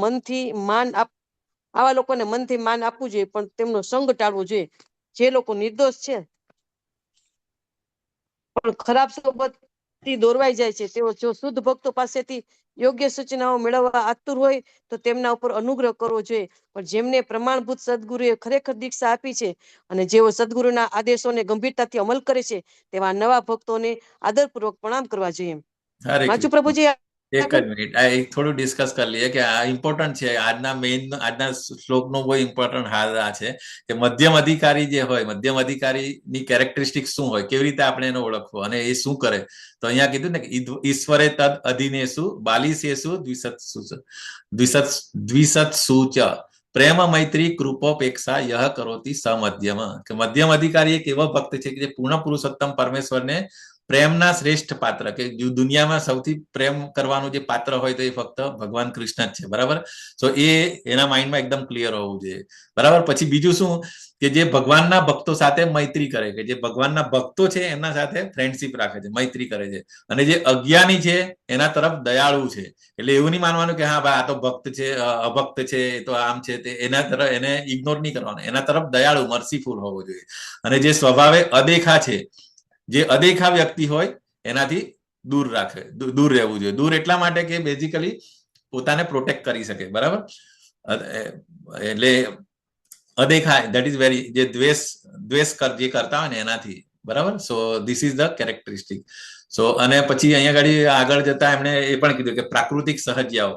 બરાબર? પ્રાકૃતિક સહજિયા કોને કહેવાય? કે જે લોકો મંત્ર હરે કૃષ્ણ મહામંત્ર બી કરે, દેખાય આપણને ખબર નહીં પડે કે is like a devotee only, પરંતુ ઇન્ટરનલી એમની આ રીતે જે કીધું ને કે સ્ત્રીઓ ધન અને નશામાં આસક્ત રહે છે. So we may be falling in this category also, but anyways આપણે પ્રોગ્રેસ પ્યોરિફિકેશન થઈ રહ્યું છે, પણ આપણે આની અંદરથી પ્રાકૃતિક સહજિયાઓ બનવાનું નથી. બરાબર છે? સો એટલે આ રીતે અને એવા જે પ્રાકૃતિક સહજિયાઓ હોય પર્ટિક્યુલરલી એનાથી આપણે એમનો સંગ ટાળવો જોઈએ. અને જે લોકો એટલે એસોસિએશન અગેન અહીંયા આગળ વેરી ઇમ્પોર્ટન્ટ છે. બરાબર છે? યસ. અને જેમણે દીક્ષા લીધી હોય ખરેખર તો એ અને જે સદગુરુ એટલે કે જે સ્પિરિચ્યુઅલ માસ્ટરના રૂલ્સ અને રેગ્યુલેશનનું પાલન કરે છે એને આપણે આદરપૂર્વક પ્રણામ કરવા જોઈએ. એટલે મધ્યમ અધિકારી આપણે ખબર પડી કે મધ્યમ અધિકારી કેવા હોય તો એને એમના સાથે આપણું ડીલિંગ કેવું હોવું જોઈએ. કનિષ્ઠ અધિકારીને આપણે મનથી માન આપવાનું હોય છે. મધ્યમ અધિકારીને આપણે આદરપૂર્વક પ્રણામ કરવા જોઈએ. ઓકે, જયારે પણ આપણા ગુરુભાઈ બેન મળે તો આપણે આ રીતે આદરપૂર્વક પ્રણામ કરવા જોઈએ. Okay, yes. આગળ દીપ્તિ માતાજી. દીપ્તિ માતાજી. યસ. હરે કૃષ્ણ. આ કૃષ્ણ ભાવનામય સંઘમાં ધર્મ, જ્ઞાતિ કે રંગના ભેદભાવ વિના દરેકને તક આપવામાં આવે છે. દરેકને આ આંદોલનમાં જોડાવાનું, આપણી સાથે બેસવાનું, પ્રસાદ લેવાનું અને કૃષ્ણ કથા સાંભળવાનું નિયમન છે. જ્યારે આપણે જોઈએ છીએ કે અમુક વ્યક્તિને કૃષ્ણ ભાવનામાં ખરેખર રસ છે અને તે દીક્ષા લેવા ઈચ્છે છે, ત્યારે ભગવાનના પવિત્ર નામનો જપ કરવા માટે અમે તેનો શિષ્ય તરીકે સ્વીકાર કરીએ છીએ. જ્યારે નવો ભક્ત ખરેખર દીક્ષા લઈને સદગુરુના આદેશથી ભગવાનની સેવા કરવામાં લાગી જાય છે, ત્યારે તેનો અધિકૃત વૈષ્ણવ તરીકે સ્વીકાર થવો જોઈએ અને તેને વંદન કરવા જોઈએ. આવા અનેક વૈષ્ણવમાંથી એવું કોઈ એકાદ મળી આવે છે કે જે ભગવાનની ગંભીરતાપૂર્વક સેવા કરતો હોય અને બધા નિયામક સિદ્ધાંતોનું કડકાઈથી પાલન કરતો હોય, જપની નિયત કરેલી માળા કરતો હોય અને કૃષ્ણ ભાવનામૃત આંદોલનનો વિસ્તાર કેવી રીતે કરવો એનું જ હંમેશા ચિંતન કરતો હોય. આવા વૈષ્ણવોને ઉત્તમ અધિકારી તરીકે જાણવા જોઈએ અને હંમેશા તેમનો સત્સંગ કરવો જોઈએ. હરે કૃષ્ણ. એક મિનિટ. તો હવે અહીંયા ગાડી ઉત્તમ અધિકારી ની વ્યાખ્યા આપી છે. ઉત્તમ અધિકારી શું કેવા હોય છે અને એમનો આપણે ઓલવેઝ સત્સંગ કરવો જોઈએ. જ્યારે પણ આપણને ઓપોર્ચ્યુનિટી મળે તો આપણને કોઈ પણ મહારાજ લેવલના કે કોઈ પણ શ્રી પ્રભુપાદના ડાયરેક્ટ ડિસાઇપલ હોય તો એમનો આપણે સત્સંગ કરવો જોઈએ. બરાબર. અને અહીંયા ઘડી એ પણ કીધું કે કૃષ્ણ ભાવનામૃતમાં બધા કોઈ પણ આવી શકે. બરાબર. Irrespective of cast, creed, religion, બરાબર, કોઈ પણ આવી શકે. અને જેમ જેમ એ પછી પ્રગતિ કરે અને આપણે જોઈએ છે કે જે શરૂઆતમાં શ્રીલા પ્રભુપાદે ઇન્ડિયામાં બહુ મહેનત કરી પણ he has not get success. પછી અમેરિકા ગયા, પછી ત્યાંના લોકો ટ્રાન્સફોર્મ થઈને ત્યાં એ લોકો પછી અહીંયા ઇન્ડિયામાં આવ્યા અને પછી નાવ હવે ઇન્ડિયાની અંદર કૃષ્ણા કોન્શિયસનેસ બરાબર મતલબ ડે બાય ડે એ થાય છે. બરાબર. સો બીકોઝ ધીસ ઉત્તમ અધિકારી આપણે જે શ્રીલા પ્રભુપાદના એસોસિએશનથી જે ત્યાં અમેરિકાથી બધા ટ્રાન્સફોર્મ થયા, આપણા હિઝ હોલીનેસ જય પતાકા સ્વામી મહારાજ, રાધાનાથ સ્વામી મહારાજ અને સો મેની અધર ફોરેન ડિવોટીઝ. બરાબર. સો અહીંયા ગાડી કોઈ એવું રિસ્ટ્રિક્શન નથી કે ભાઈ આ આપણે ખાલી ઇન્ડિયામાં કે બ્રાહ્મણ જ હોવા જોઈએ. So that is the beauty of Krishna consciousness Srila પ્રભુપાદની. ઓકે. સો એટલે મેઇન એટલે આપણું સ્ટેપ બાય સ્ટેપ પ્રોગ્રેસ, એ ફર્સ્ટ ઇનિશિયેશન, સેકન્ડ ઇનિશિયેશન, બ્રાહ્મણ દીક્ષા, પછી સંન્યાસ, એ બધું થયા પછી એ ઉત્તમ અધિકારી કેટેગરીમાં એ આવી શકે. બરાબર. યસ. આગળ મધુ માતાજી, મધુબેન ચાવડા. પ્રભુજી, કીર્તનનો ટાઈમ થોડું લઈ લઈએ, પછી 5 મિનિટ. ઓકે પ્રભુજી. થોડું રીડ કરી લઈએ પછી will discuss. Yeah yes. Madhu Chavda માતાજી, અહીંયાથી રીડ કરો. ભક્ત જેનાથી, અથવા કલ્પના માતાજી. હરે કૃષ્ણ પ્રભુજી. ભક્ત જેનાથી કૃષ્ણમાં આસક્ત બને તે પદ્ધતિ ચૈતન્ય ચરિત્રામૃત અંત્ય લીલા 4.192 વર્ણવી છે. દીક્ષા કાલે ભક્ત કરે આત્મસમર્પણ, સહી કાલે કૃષ્ણ તારે કરે આગળ કરો ને. દીક્ષા જ્યારે ભક્ત ભગવાનની સેવામાં સંપૂર્ણ આત્મસમર્પણ કરે છે ત્યારે કૃષ્ણ તેને પોતાના સમાન ગણીને સ્વીકારે છે. શ્રીલ જીવ ગોસ્વામીએ ભક્તિ સંદર્ભ 868 દીક્ષાની આવી સમજૂતી આપી છે. દિવ્ય જ્ઞાનમ યતો દધાત કુર્યાસ પાપસ્ય સંયમ તસ્માદ દીક્ષેતિ સા પ્રોક્તા દેશી કૌશત્વ કૌવિદેય.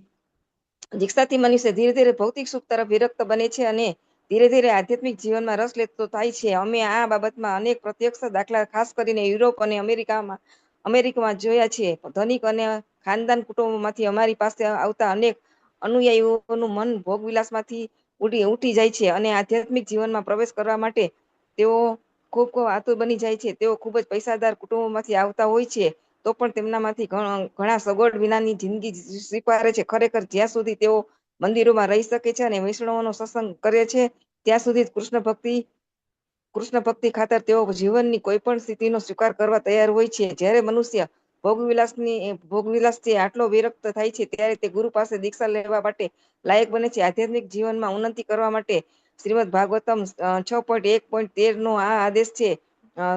તપસ્યા બ્રહ્મચર્યેણ સમેન ચ દમેન ચ. જ્યારે વ્યક્તિ દીક્ષા લેવા બાબતે ગંભીર હોય ત્યારે તેણે તપ, બ્રહ્મચર્ય અને મન તેમજ દેહના સંયમ માટે તૈયાર થવું જોઈએ. જો એ રીતે તે તૈયાર હોય અને આધ્યાત્મિક જ્ઞાન મેળવવા ઈચ્છુક હોય તો તે દીક્ષા લેવા માટે લાયક ગણાય. આધ્યાત્મિક જ્ઞાનને પારિભાષિક ભાષામાં તદ વિજ્ઞાન કે પરમેશ્વરનું જ્ઞાન કહે છે. તદ વિજ્ઞાન અર્થ ગુરુ એવા ભિગક્ષિત પરમ સત્યના આધ્યાત્મિક વિષયમાં જ્યારે માણસને રસ પડે છે, ત્યારે તેને દીક્ષા આપવી જોઈએ. આવી વ્યક્તિએ દીક્ષા લેવા માટે સદગુરુ પાસે જવું જોઈએ. શ્રીમદ ભાગવતમ 11.3.21 આવો આદેશ પણ આપે છે. તસ્માત ગુરુ પ્રપદ્યેત જિજ્ઞાસુ શ્રેય ઉત્તમમ. જ્યારે મનુષ્યને પરમ સત્યને આધ્યાત્મિક જ્ઞાનમાં ખરેખર રસ પડે છે, ત્યારે તેણે આધ્યાત્મિક ગુરુ પાસે જવું જોઈએ. હરે કૃષ્ણ પ્રભુજી. વાંચો વાંચો આગળ. હા વાંચી લો. માણસે જો ગુરુના આદેશોનું પાલન ન કરવું હોય તો દીક્ષા લેવી જોઈએ નહીં. વળી આધ્યાત્મિક જીવનનો માત્ર દેખાવ કરવા માટે પણ ગુરુ સ્વીકારવા જોઈએ નહીં. તેણે ગુરુદેવ પાસેથી જ્ઞાન મેળવવા માટે ખૂબ જ જિજ્ઞાસુ થવું જોઈએ. તે જે કઈ જિજ્ઞાસા કરે છે તે આધ્યાત્મિક જ્ઞાનને લગતી જિજ્ઞાસુ શ્રેય ઉત્તમમ હોવું જોઈએ. ઉત્તમ શબ્દ જે ભૌતિક જ્ઞાન પર છે તેનો નિર્દેશ કરે છે.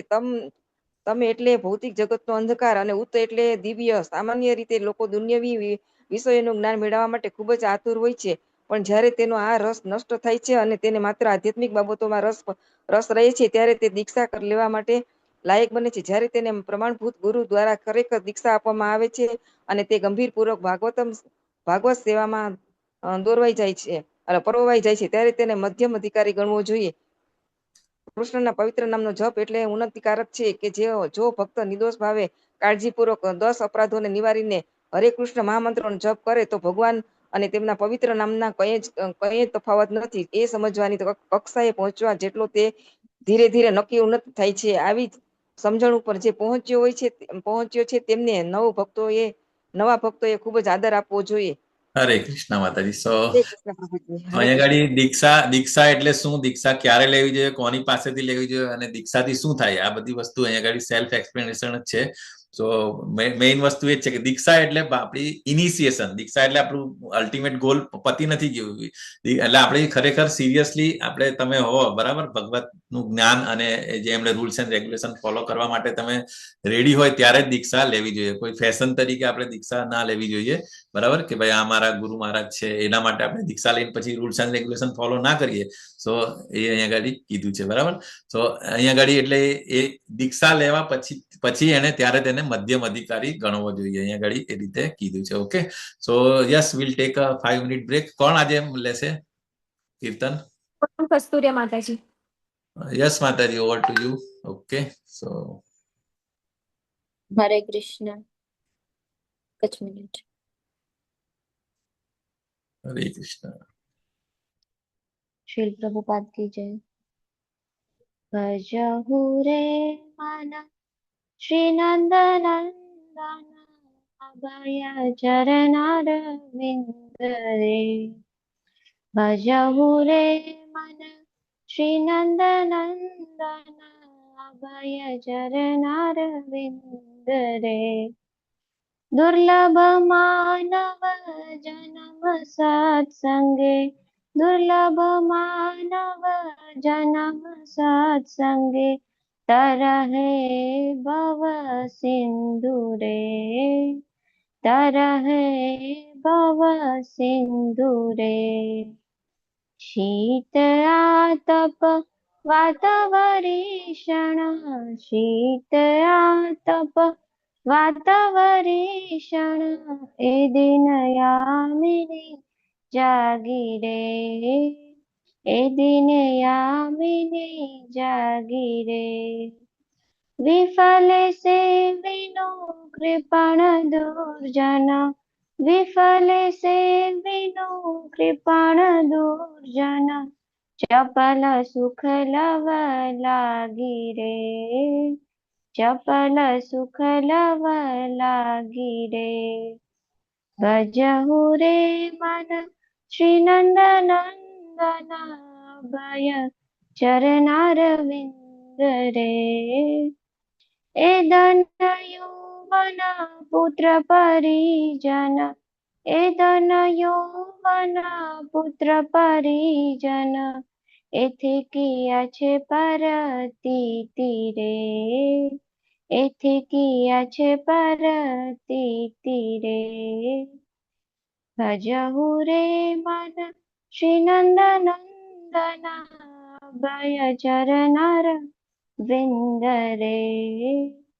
કમલ દલ જલ જીવન ટલમલ, કમલ દલ જલ જીવન ટલમલ, ભજહુ હરિપદ નીતિ રે, ભજહુ હરિપદ નીતિ રે. શ્રવણ કીર્તન સ્મરણ વંદન, પાદ સેવન દાસ્ય રે, પાદ સેવન દાસ્ય રે. પૂજન સખી જન આત્મનિવેદન, પૂજન સખી જન આત્મનિવેદન, ગોવિંદ દાસ અભિલાષ રે, ગોવિંદ દાસ અભિલાષ રે. ભજહુ રે મન શ્રી નંદ નંદન, અભય ચરણાર વિંદ રે, અભય ચરણાર વિંદ રે. હરે કૃષ્ણ. હરે કૃષ્ણ માતાજી, વેરી નાઇસ માતાજી. એનું ટ્રાન્સલેશન બી વાંચી લો, નાનો જ છે, સરસ છે ને તમારી પાસે બુક? ના પ્રભુજી, મારા પાસે નથી, મેં સ્નેપ રાખેલા છે એકચ્યુઅલી નો મારા પ્રોબ્લેમ, ફોનમાં. નો પ્રોબ્લેમ, ઠીક છે.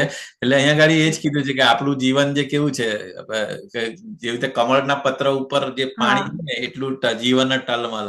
સો એનો આપણે મેક્સિમમ બેનિફિટ કેવી રીતે લઈ શકીએ? તો ભગવાન ભક્તિના 9 સ્ટેજીસ છે, એમાંથી કોઈ પણ એક શ્રવણ કીર્તન એ કરીને આપણે આપણી લાઈફને એ કરવી જોઈએ, બરાબર? આધ્યાત્મિક આપણે જે ઓપોર્ચ્યુનિટી મળી છે એને આપણે ભગવાનનું અભય ચરણાર વિંદરે શેલ્ટર, આપણે સરેન્ડર થઈને આપણે ભક્તિની કોઈ પણ એક પ્રોસેસ અપનાવીને આપણે આપણા લાઈફને એ કરી શકીએ, સક્સેસ કરી શકીએ. Okay, so thank you so much માતાજી. સોનમ કસ્તુરિયા માતાજી, thank you very nice for your wonderful Vaishnav song. કઈ ભૂલ થઈ જાય તો સોરી, મને આવડતું નથી ના, એટલે. ઇટ્સ ઓકે માતાજી, સરસ. તમે એને એક એક વર્ડિંગ જે છે ને, મતલબ આપણે ધ્યાનથી મેડિટેટ કરીએ ને તો બહુ બધી વસ્તુ કે વૈષ્ણવ સોંગ્સ એવા જ હોય છે. કોઈ પણ ત્યાં તો ભક્તિનો ઠાકુર શરણાગતિનું જ છે ને આપણ. Yes yes. તો આપણે આગળ વધીશું. પહેલા આપણે રીડ કરી લઈએ, પછી 10 મિનિટમાં રીડ કરી લઈએ, પછી આપણે આગળ ડિસ્કસ કરીશું. Okay, yes. કોણનો વારો છે વાંચવાનો માતાજી? કલ્પના માતાજી ને? પ્રભુજી, હરે કૃષ્ણ. તેમને ખૂબ આદર આપવો જોઈએ.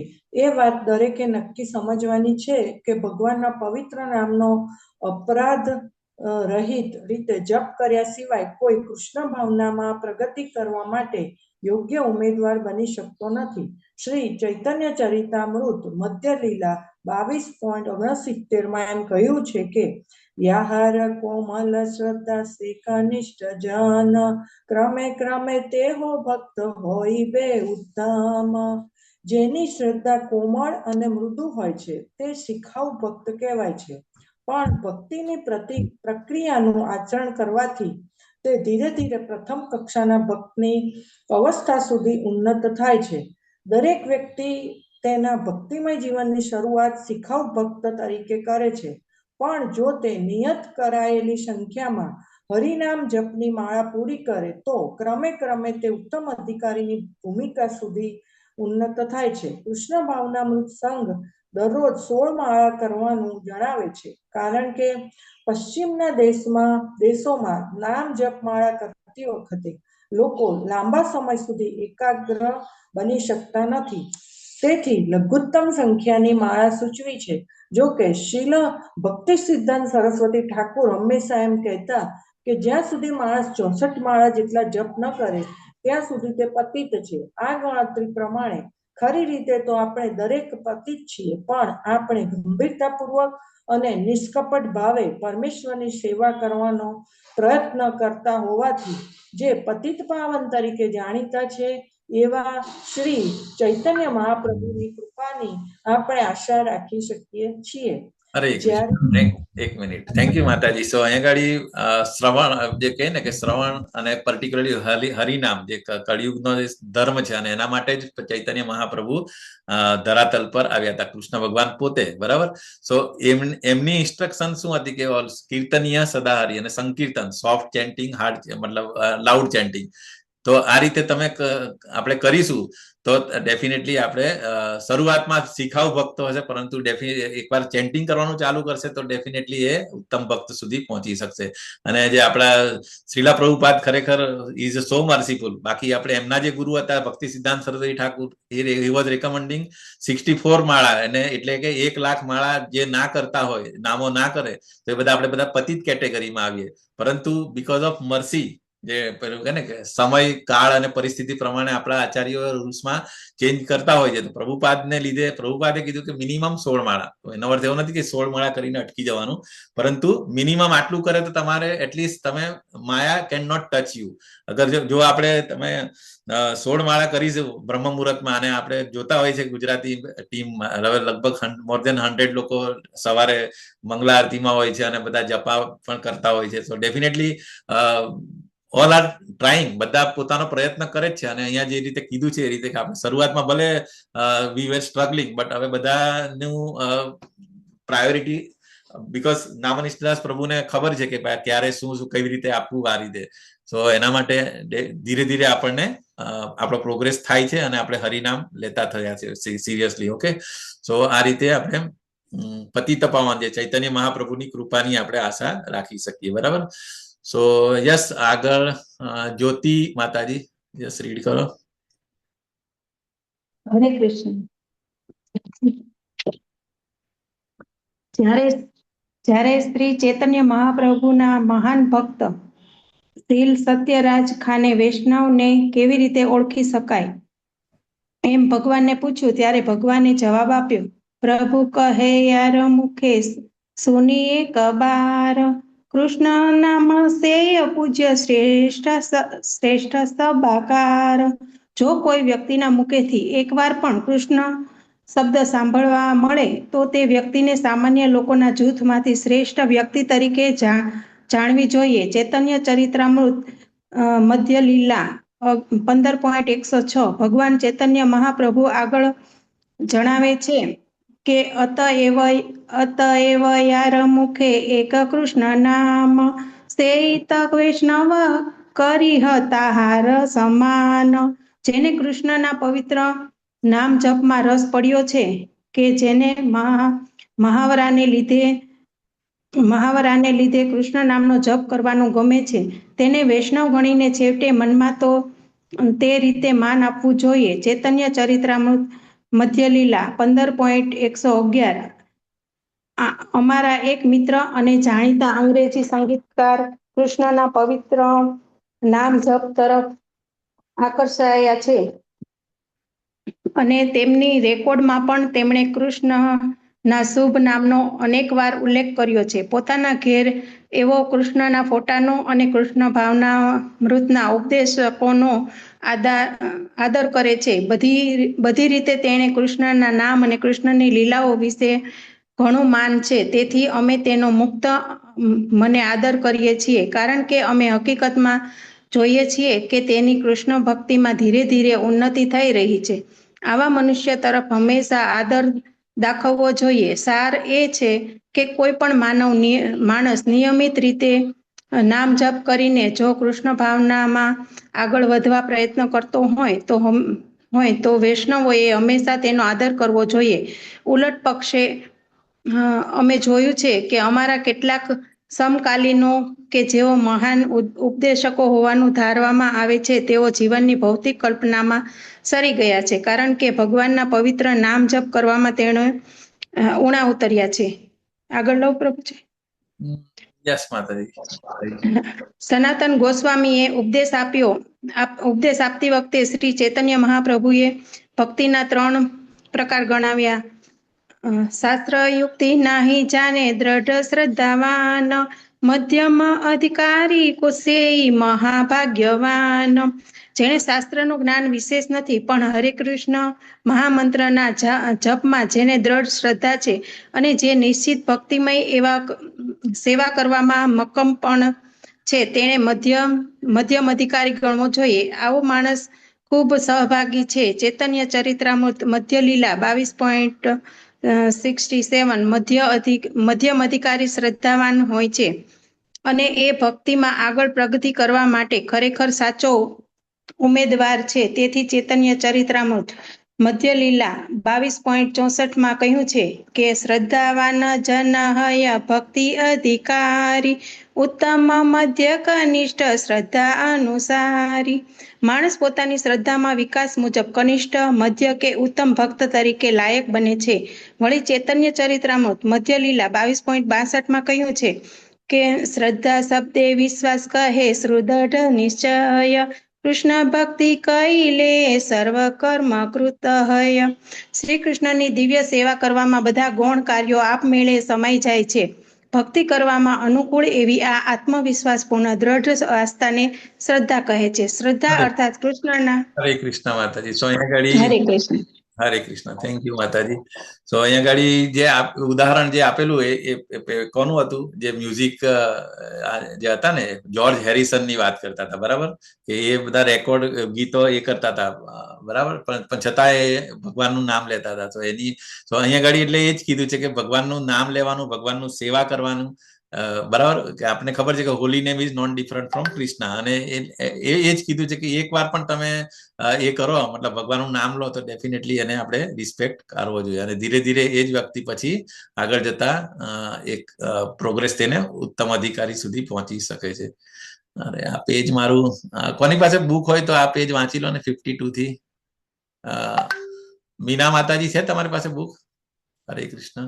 જ્યોતિ માતાજી પાસે છે પ્રભુજી. જ્યોતિ માતાજી તમે કન્ટિન્યુ કરો ને આ પેજ થોડું બરાબર સ્કેન. હા તો લઈ લ્યો માતાજી તમે.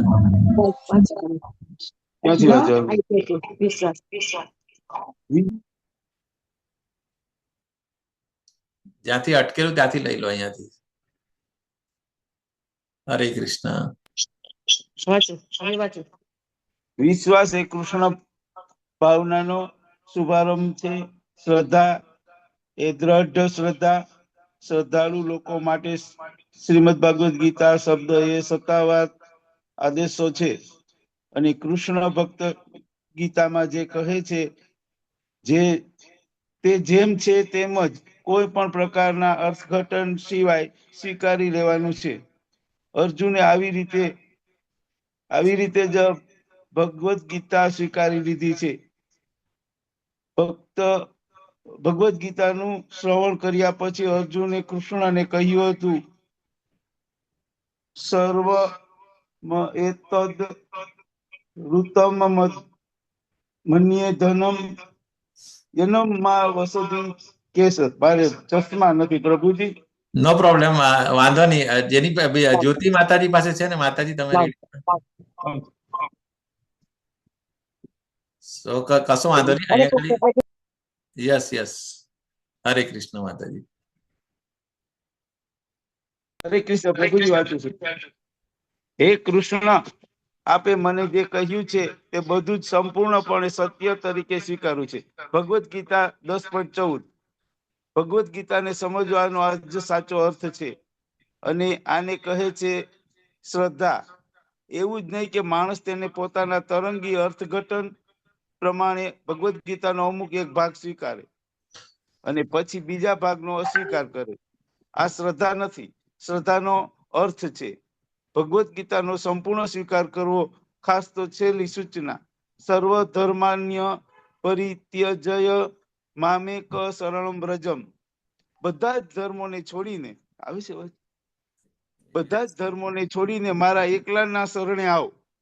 ભગવદ્ ગીતા 18.66.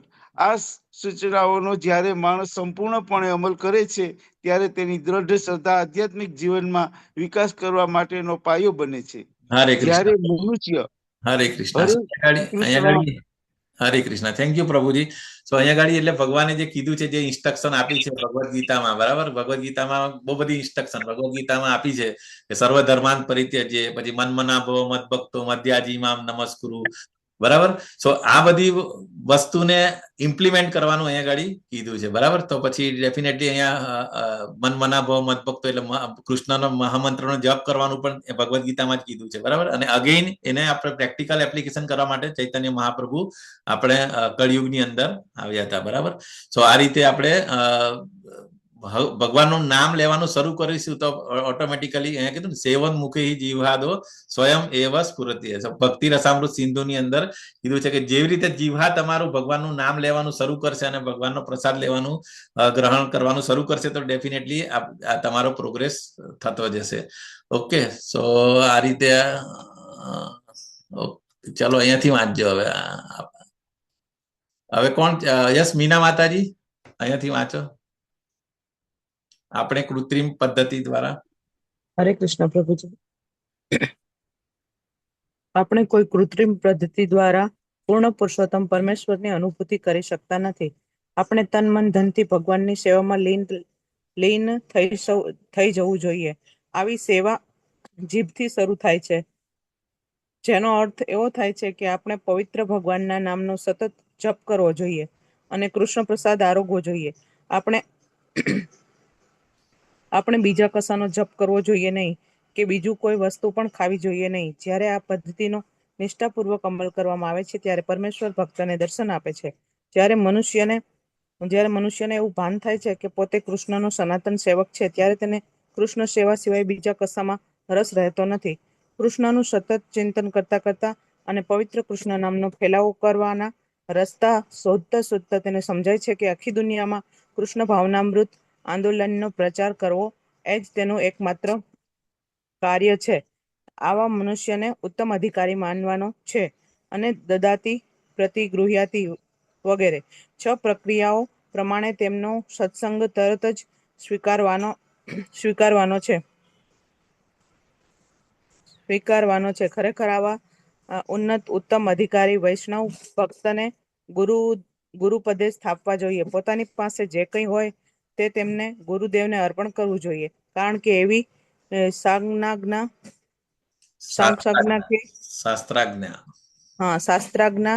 છે કે મનુષ્યએ પોતાની પાસે જે કાંઈ હોય તે ગુરુને આપવું જોઈએ. ખાસ કરીને બ્રહ્મચારીએ તો ભિક્ષા માંગી લાવીને ગુરુ ચરણે ધરવી જોઈએ. તેમ છતાં પોતાને આત્મસિદ્ધિ થયા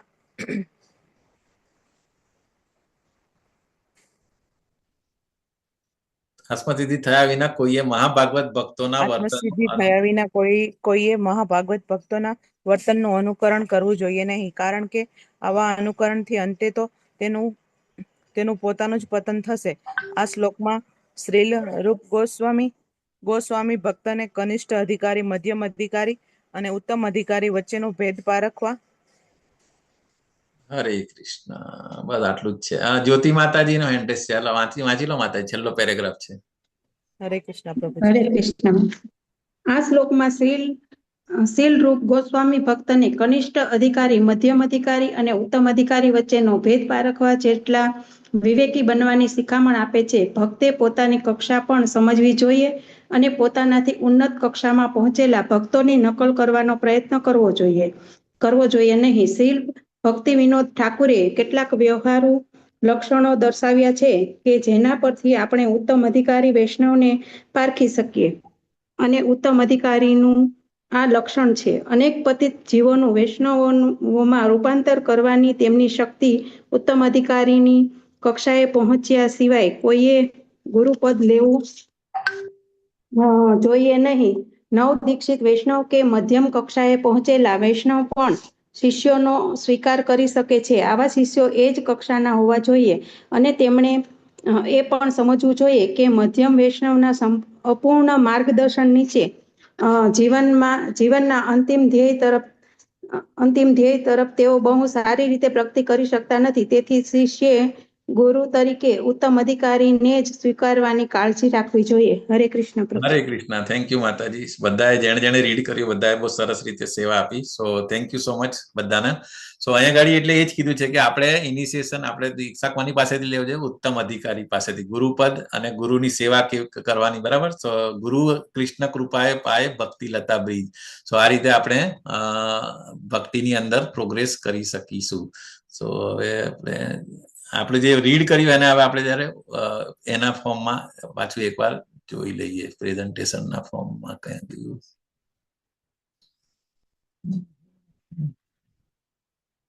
હરે કૃષ્ણ પ્રભુજી. ઓલા તમે પેલો શ્લોક ને 1 થી 4 શ્લોક ને જે બધું ઇંગ્લિશમાં કહેતા હતા ને એ ગુજરાતીમાં સેજ કયો ને તો હું એ શ્લોક પ્રમાણે લખી લઉં કે આ શ્લોક ક્યાં શું કહેવા માંગે છે. પીપીટીમાં 1 થી 4 ને 1 ને બધું કે હતું ને તમે બોલ્યા ખરા, પણ ઇંગ્લિશમાં છે ને એટલે આવડતું નથી. ગુજરાતીમાં સેજ કયો ને તો હું એક શ્લોકમાં એ શ્લોક શું છે શું કહેવા માંગે છે એ લખી લઉં એમ. એક જ મિનિટ માતાજી, હું છે ને તમને બતાવી દઈશ, વાંધો નહીં. હું તમને શેર બી કરીશ. એક થોડું કમ્પ્લીટ કરી નાખીએ, થોડું બાકી છે ને હવે. ઓકે, આપણે ડાયરેક્ટ પેલા પર રીડિંગમાં. સો આમાં ગુજરાતીમાં છે બધું. ઓકે, સો અહીંયા ગાડી શ્લોક 5 જે છે એ બેઝિકલી આપણે વૈષ્ણવ સંઘ અને મૂલ્યાંકન એટલે કે આપણે કેવી રીતે એમને ઓળખવા એનું એ છે, બરાબર. સો ભક્તિ આપણને જો એક બહુ સરસ વસ્તુ કે ભક્તિ આપણને સમાનતા શીખવાડે છે, બરાબર. આપણે એમ કે આપણે બધાની સાથે ઇક્વલ વર્તન કરવું જોઈએ. પેલું કે પ્રાણી હોય કે ગમે તે હોય, બરાબર, ગાય હોય કે હાથી હોય કે ચાંડાલ હોય કે સાધુ હોય, તો બધાની અંદર આપણે ભગવાનને જ જોવા જોઈએ. એક બાજુ એવું શીખવાડે છે, બરાબર. તો આધ્યાત્મિક માર્ગ આપણને એ શીખવાડે કે તમામ જીવો સમાન છે. છતાં રૂપ ગોસ્વામીએ વૈષ્ણવોનો સંગ કરતી વખતે આપણને શું કામ એવું કીધું હતું કે બધા તમારા અલગ અલગ કેટેગરી હોય, ઉત્તમ અધિકારીનું ડીલિંગ અલગ હોવું જોઈએ, મધ્યમ અધિકારી અને વૈષ્ણવ પેલા કનિષ્ઠ અધિકારી. સો એવું શું કામ કીધું? એનું રીઝન અહીંયા શા માટે? તો કે સાધનાના પ્રારંભિક તબક્કામાં ખોટો સંગ અથવા અપરાધ આધ્યાત્મિક પતનની ખાતરી આપે છે.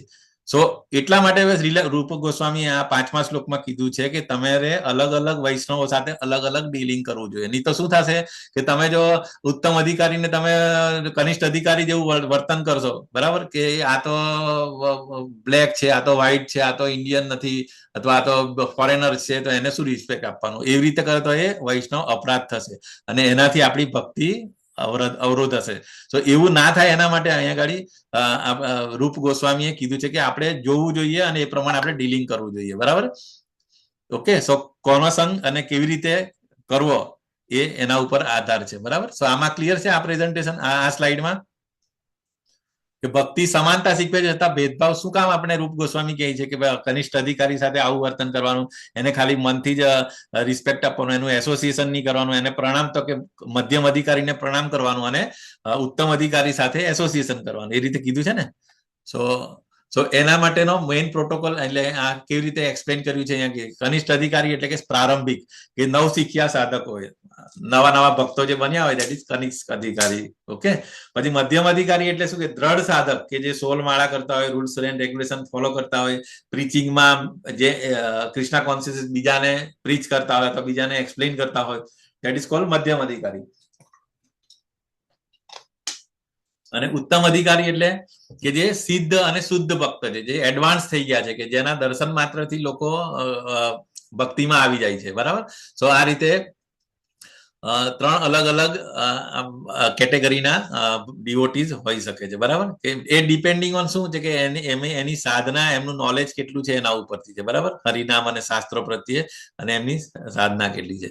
સો અહીંયા આગળ બેઝિકલી આનું 3 સ્તંભ છે કે એનાથી આપણે નક્કી કરી શકીએ. એક તો કે શ્રદ્ધા અને શાસ્ત્ર, કે એની શ્રદ્ધા કેટલી પાવરફુલ છે અને એનું શાસ્ત્રનું નોલેજ કેટલું છે. પહેલો જે પિલર જે છે અહીંયા આગળ કે શાસ્ત્રોમાં તેમની શ્રદ્ધા કેટલી દ્રઢ છે અને તર્ક સામે તે કેટલી ટકી શકે છે. હવે ધારો કે કોઈ નિયોફાઇટ ડિવોટી હોય, એને કોઈ બીજો કોઈ માયાવાદી આવીને આર્ગ્યુમેન્ટ કરે તો એની શ્રદ્ધા ડગી જાય.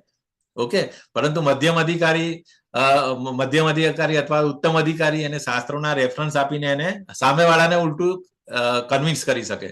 ઓકે, જે રીતે આપણે ચૈતન્ય ચરિતામૃતમાં ઉદાહરણ છે કે ચૈતન્ય મહાપ્રભુ જે નિમાય પંડિત હતા એને મોટા એને માયાવાદીઓને હરાવેલા હતા.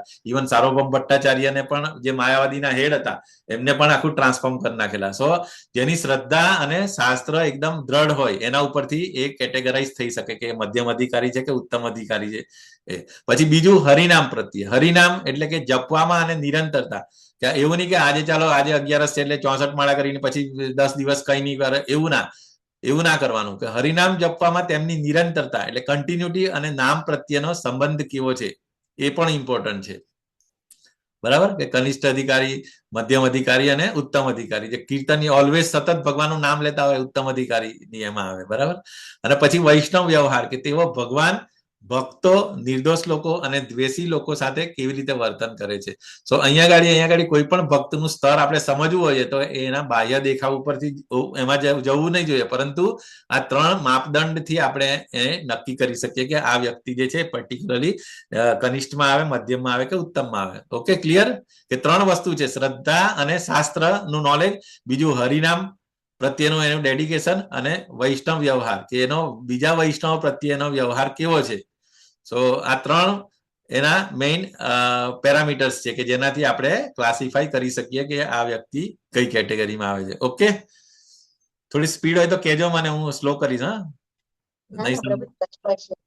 ઓકે, હવે સૌથી પહેલા આપણે કનિષ્ઠ અધિકારી વિશે આપણે ડિટેલમાં જોઈએ. જે આપણે ઓલરેડી રીડ કર્યું છે એ જ આ પ્રેઝન્ટેશન ફોર્મમાં છે કે એ કનિષ્ઠ અધિકારી એ ભક્તિનું પ્રારંભિક ચરણ છે. બરાબર, કે તેઓ ભગવાનને મંદિરમાં તો જોઈએ છે પરંતુ ભગવાનના સર્વવ્યાપી સ્વરૂપ એટલે કે દરેક વ્યક્તિની અંદર સર્વસ્વ ચાહમ હૃદય સન્નિવિષ્ટો, દરેક વ્યક્તિમાં, એ પછી હાથી હોય, ઘોડો હોય કે કૂતરો હોય કે સંન્યાસી હોય અથવા તો ડોગ ઈટર હોય, દરેકની અંદર રહેલા પરમાત્માના દર્શન કરીને અને ભક્તોને હોવું જોઈએ. પરંતુ એ જે કનિષ્ઠ અધિકારી જે છે એ ફક્ત ભગવાનને મંદિરમાં જ જોઈ છે, બાકીના લોકોના અંદર એ ભક્તો એ જોતા નથી અને એ પ્રમાણે ભક્તોનું સન્માન નથી કરતા. ધેટ ઇઝ કોલ્ડ કનિષ્ઠ અધિકારી.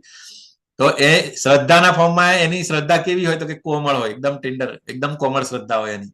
તર્ક અથવા અન્ય મત સાંભળીને એની શ્રદ્ધા હલી જાય, ડગમગી જાય. જે પેલું કેળાનું ઝાડ હતું ને એના જેવું કે થોડી હવા આવે કે થોડું આમ તેમ કોઈ સ્ટ્રોંગ આર્ગ્યુમેન્ટ કરે એટલે એની શ્રદ્ધા ડાયવર્ટ થઈ જાય. કે ના આ તો તમારા કૃષ્ણ કોન્શિયસમાં આમ છે તો તરત ઓકે દેવી દેવતાઓની પૂજા કરવા માંડે અથવા તો કોઈ ભુવા પાસે જતા રહે. તો એની શ્રદ્ધા એ કનિષ્ઠ અધિકારીની કોમળ હોય.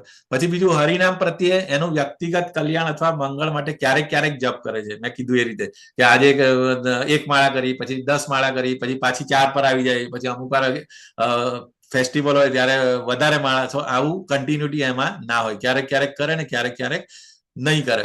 એમાં મેઇન રીઝન શું હોય કે સ્વાર્થ મુખ્ય હોય છે. કે સ્વાર્થ એટલે તકલીફ પડી જાય અથવા તો કઈ એક્ઝામ્સ હોય અથવા તો કઈ ઇન્ટરવ્યુ હોય તો ભગવાનનું બરાબર યાદ કરી લે. સો આ રીતે મતલબ સિઝનલ જેવું હોય બરાબર. એનું હરિનામ પ્રત્યેનું ડેડિકેશન સિઝનલ હોય. પછી વ્યવહાર એનો કેવો હોય કે ફક્ત મંદિરમાં મૂર્તિની પૂજા કરે છે, પરંતુ ભક્તોની સેવા કે ભક્તોની જયારે સેવા કરવાની હોય ભક્તોની ત્યારે કે ના એ તો મારે શું કામ એની સેવા કરવાની, એ તો આપણા જેમ જ છે. તો એ સમજી જવાનું કે આપણે કનિષ્ઠ અધિકારીમાં આવીએ છીએ. બરાબર. સો અથવા તો એને પ્રકૃત ભક્ત કહેવાય. સો આની અંદર ક્લિયર, કનિષ્ઠ અધિકારીમાં કોઈ કન્ફ્યુઝન નથી. એની શ્રદ્ધા કેવી હોય, એનું હરિનામ પ્રત્યેનું કેવું હોય અને એનું ડીલિંગ કેવું હોય, એ ફક્ત ભગવાનને મંદિરમાં જ જોતો હોય. ઓકે, હવે મધ્યમ અધિકારી આ જે સ્તર જે છે બેઝિકલી એ સૌથી સુરક્ષિત અને પ્રચાર કાર્ય માટે અનિવાર્ય હોય છે. કે તમારે પ્રીચિંગ કરવું હોય તો મધ્યમ અધિકારી પર આવવું જોઈએ તમારે.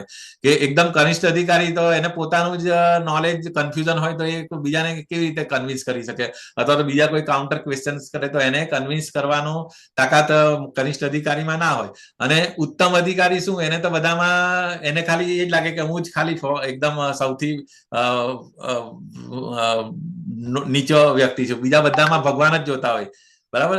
સો પ્રીચિંગ કરવું હોય તો એને મધ્યમ અધિકારી લેવલ પર આવવું પડે. સો મધ્યમ અધિકારીનું શ્રદ્ધા કેવી હોય તો કે અડગ અને સુદૃઢ હોય. એની શ્રદ્ધા સ્ક્રિપ્ચર્સમાં અને ભગવાનમાં સુદૃઢ હોય, અડગ હોય.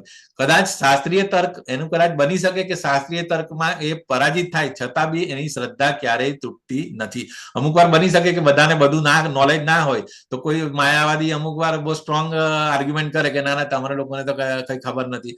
સો એને કાઉન્ટર આર્ગ્યુ કરીને એને પરાજિત નહીં કરી શકે, પરંતુ એની શ્રદ્ધા ક્યારેય હલતી નથી. અને એ જે એનું ડિટર્મિનેશન છે હરિનામમાં અને ભગવાનની સેવામાં એ તૂટતું નથી.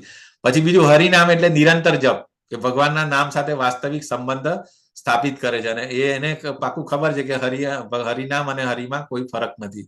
અને અનર્થોમાં મુક્ત થવાની શરૂઆત. અને જ્યારે આ રીતે હોય તો જ પછી ધીરે ધીરે અનર્થ નિવૃત્તિ જે છે એ સ્ટેજ છે ખરેખર બહુ ટાઈમ કન્ઝ્યુમિંગ છે, એમાં બહુ ટાઈમ લાગે.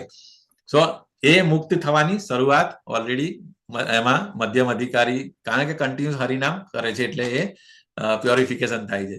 અને એનો વ્યવહાર કેવો હોય તો કે ભેદભાવપૂર્વક અને જાગૃત. અહીંયા આગળ ભેદભાવપૂર્વક એટલે શું, એ ઉત્તમ અધિકારીને કેવી રીતે કરવાનું એ ખબર છે. જે આપણે પેલો શ્લોક જોયો ને, ઈશ્વરે તદ અધિનેસુ બલિશેષુ વાળા શ્લોકો, એમાં એ ભેદભાવપૂર્વક અને જાગૃત. અને એને ખબર છે કે મારે કનિષ્ઠ અધિકારીને મનથી ખાલી રિસ્પેક્ટ આપવાનું છે, એનું એસોસિએશન નથી કરવાનું. અને એવી રીતે ઉત્તમ અધિકારીને મારે એ આપવાનું છે, સેવા કરવાની છે એની.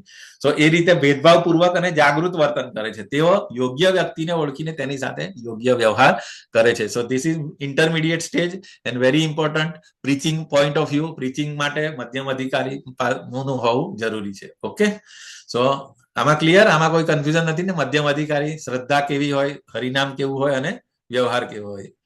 ઓકે, હવે મધ્યમ અધિકારીનું હોકાયંત્ર એટલે કે દ્રષ્ટિ અને વર્તન, જે આપણે પેલો જે શ્લોક હતો એનું જ અહીંયા આગળ એક્સપ્લેન કર્યું છે. હોકાયંત્ર એટલે કે ડિરેક્શન બતાવી છે કે ભેદભાવ એ દ્વેષ નથી, પરંતુ પ્રચાર અને સ્વરક્ષણ માટેની બુદ્ધિમત્તા છે. એ એક બાજુ કહે ને કે ભેદભાવ કેમ રાખે છે, કારણ કે એ પ્રચાર માટે જરૂરી છે અને પોતાનું પ્રોટેક્શન પણ સાથે સાથે કરવાનું છે. તો એના માટેનું એ બુદ્ધિમત્તા છે. બરાબર? તો એ અહીંયા આગળ જો ઈશ્વર, અહીંથી સૌથી પહેલા ભગવાન પ્રત્યે એનો પ્રેમ કેવો હોય તો સર્વોચ્ચ પ્રેમ માત્ર ભગવાન માટે, નંબર 1. પછી ભક્તો સાથે મૈત્રી, સમાન સ્તરના ભક્તો સાથે આદાન પ્રદાન. પછી દ્વેષીઓની ઉપેક્ષા, જે દ્વેષ કરતા હોય કે જેઓ ભગવાનના દ્વેષી છે તેમનાથી સુરક્ષિત અંતર, એટલે કે એનાથી ડિસ્ટન્સ મેન્ટેન રાખવાનું, એનો એસોસિએશન કરવાનું નથી. પછી અજ્ઞાનીઓ ઉપર કૃપા, જેને કશું નથી એના પ્રત્યે કૃપા કરવી જોઈએ, એને હરિનામ આપવાનો પ્રયત્ન કરે. બરાબર? એટલે મરસી તો મતલબ જેને ખરેખર અજ્ઞાની હોય તો એને આપણે કૃપા કરવા માટે પ્રયત્ન કરતા હોય છે. અને ભક્તો સાથે મૈત્રી એટલે મતલબ આ બંને ભક્તો સાથે મૈત્રી કોની સાથે, કે સમાન સ્તર સાથે આદાન પ્રદાન અને એટલે આ સેમ જ છે બંને બાજુ. ઓકે, સો આ રીતે 3-4 વસ્તુ મધ્યમ અધિકારીનું વર્તન અને દ્રષ્ટિ આ રીતે હોય છે.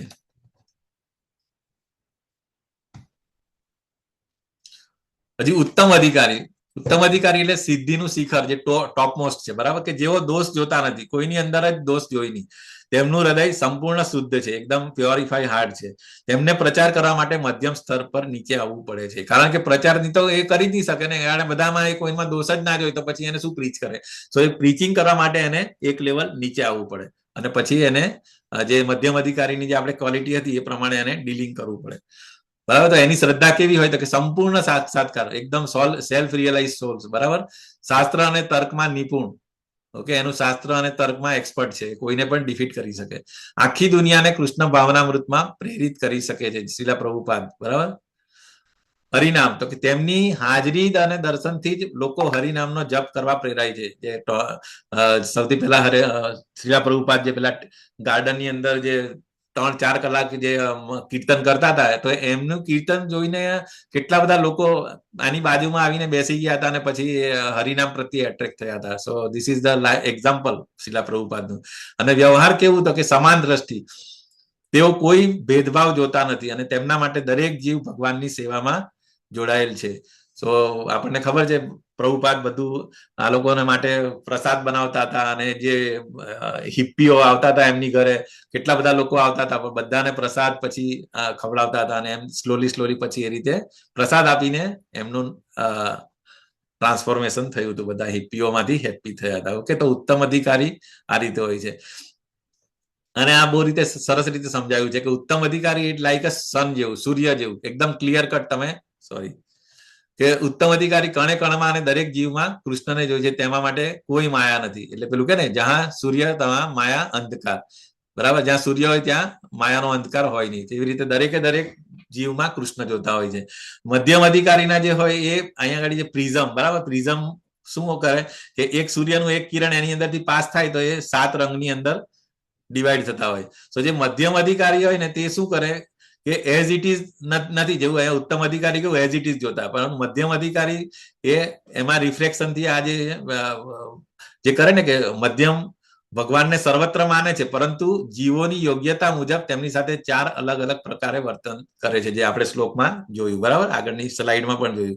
ઈશ્વરે તદ અધિનેષુ બલિશેષુ, અને જે દ્વેષ કરે એનાથી દૂર રાખે, અને જે આ રીતે 4 અલગ અલગ પ્રકારે વર્તન છે. અને કનિષ્ઠ અધિકારી એટલે શું કે આ ટોર્ચ, જો એ ફક્ત એને ખાલી આ ભગવાન ખાલી મંદિરમાં જ દેખાય, બીજા આજુબાજુ એ પછી ભગવાનને જોતા નથી. સો ધીસ ઇઝ કોલ્ડ અર્ચ વિગ્રહ, એટલે કે મૂર્તિમાં જ ફક્ત ભગવાનને જોઈ છે. ઓકે, સો આ રીતે શ્રદ્ધા, હરિનામ અને વ્યવહાર આ કમ્પેરેટિવ સ્ટેટમેન્ટ છે, જે આગળની સ્લાઇડોનું કમ્પાઇલ એક જ સ્લાઇડમાં બનાવ્યું છે. કે કનિષ્ઠ અધિકારીની શ્રદ્ધા કેવી કોમળ અથવા ડગમગતી હોય છે, એનું હરિનામ સ્વાર્થ માટે અથવા અનિયમિત હોય છે, અને એનો વ્યવહાર માત્ર મૂર્તિ પૂજા અને મૂર્તિ પૂજામાં જ હોય છે, અને ભક્તોની એ ઉપેક્ષા કરે છે. બરાબર, એટલે એ કનિષ્ઠ અધિકારીમાં આવે. મધ્યમ અધિકારીમાં એની શ્રદ્ધા અડગ અને મજબૂત હોય છે, હરિનામ તો કે નિરંતર હોય છે, અને સંબંધ આધારિત હોય છે. બરાબર, કારણ કે એને ખબર છે કે ભગવાન અને એનો શું સંબંધ છે. ઓકે, એટલે કોઈ સ્વાર્થ માટે નહીં, પરંતુ નિરંતર. અને 4 પ્રકારના ભેદભાવપૂર્વક વ્યવહાર અલગ અલગ લોકોને સાથે અલગ અલગ. ઓકે, અને ઉત્તમ અધિકારીની શ્રદ્ધા સાક્ષાત્કાર અને પ્રભાવશાળી લેવલની હોય છે. એનું હરિનામ હાજરી માત્રથી અન્યને જપ કરાવે છે, અને વ્યવહાર સર્વત્ર કૃષ્ણ દર્શન અથવા સમાન દ્રષ્ટિ. સો આ રીતે અધિકારી મતલબ અલગ અલગ અધિકારીઓનું એક જ એની અંદર. સો નિંદા અહીંયા આગળ બહુ ઇમ્પોર્ટન્ટ વસ્તુ છે, કોઈની બી નિંદા કેમ નહીં કરવી જોઈએ એનું કીધું છે અહીંયા. કે નિંદા કોણ નહીં કરી શકે કે જેનું શુદ્ધ હૃદય હોય તે જ કોઈની નિંદા કરી શકે, એમ નહીં કરી શકે. તો શ્રીલ રૂપ ગોસ્વામી ઉત્તમ અધિકારીની ઓળખ આપતા કહે છે કે અન્ય નિંદાદિ શૂન્ય હૃદમ, કે જેમના હૃદયમાં અન્યોની નિંદા કરવાની વૃત્તિ શૂન્ય છે. બરાબર, એનું તો ઉત્તમ ભક્ત દોષ જોઈ શકે છે, પરંતુ તે ક્યારેય નિંદા કરતો નથી. આ એક ક્વોલિટી છે ઉત્તમ ભક્તની. એ દોષ દેખાય છે છતાં પણ એ ક્યારેય નિંદા નથી કરતો કોઈની, અને અન્યના પતન પર આનંદ પણ લેતો નથી. એટલે અમુક ધારો કે ફોલીબોલ કોઈ પતન થતું હોય તો એમાં કઈ મજા નહીં લે, બરાબર, પરંતુ એના માટે પ્રે કરતો હોય છે કે સંપૂર્ણ શુદ્ધિકરણનું આ અંતિમ પરિણામ છે. અને નિંદા એ હૃદયમાં રહેલી ઈર્ષા અને દ્વેષનું સીધે સીધું પર, એટલે આ એક્સ્ટ્રીમ રેડ ઝોનમાં આવે. નિંદા હોવી ના જોઈએ, અને આપણે નિંદા શૂન્ય બનવું જોઈએ. ઓકે, સો આ રીતે આપણે આજનું સેશન કમ્પ્લીટ કરીશું. કોઈને કઈ ક્વેશ્ચન છે? યસ, ધાર્મી માતાજી. હરે કૃષ્ણ પ્રભુજી, અટેન્ડન્સ લિંક મૂકી છે તો ભરી દે બધા, અને જેનું ના હોય ને નામ એ મને અત્યારે જણાવી દો. યસ, સો કોઈને કઈ પ્રશ્ન હોય તો આપણે પ્રશ્ન લઈશું, અધરવાઇઝ વિલ પ્રભુજી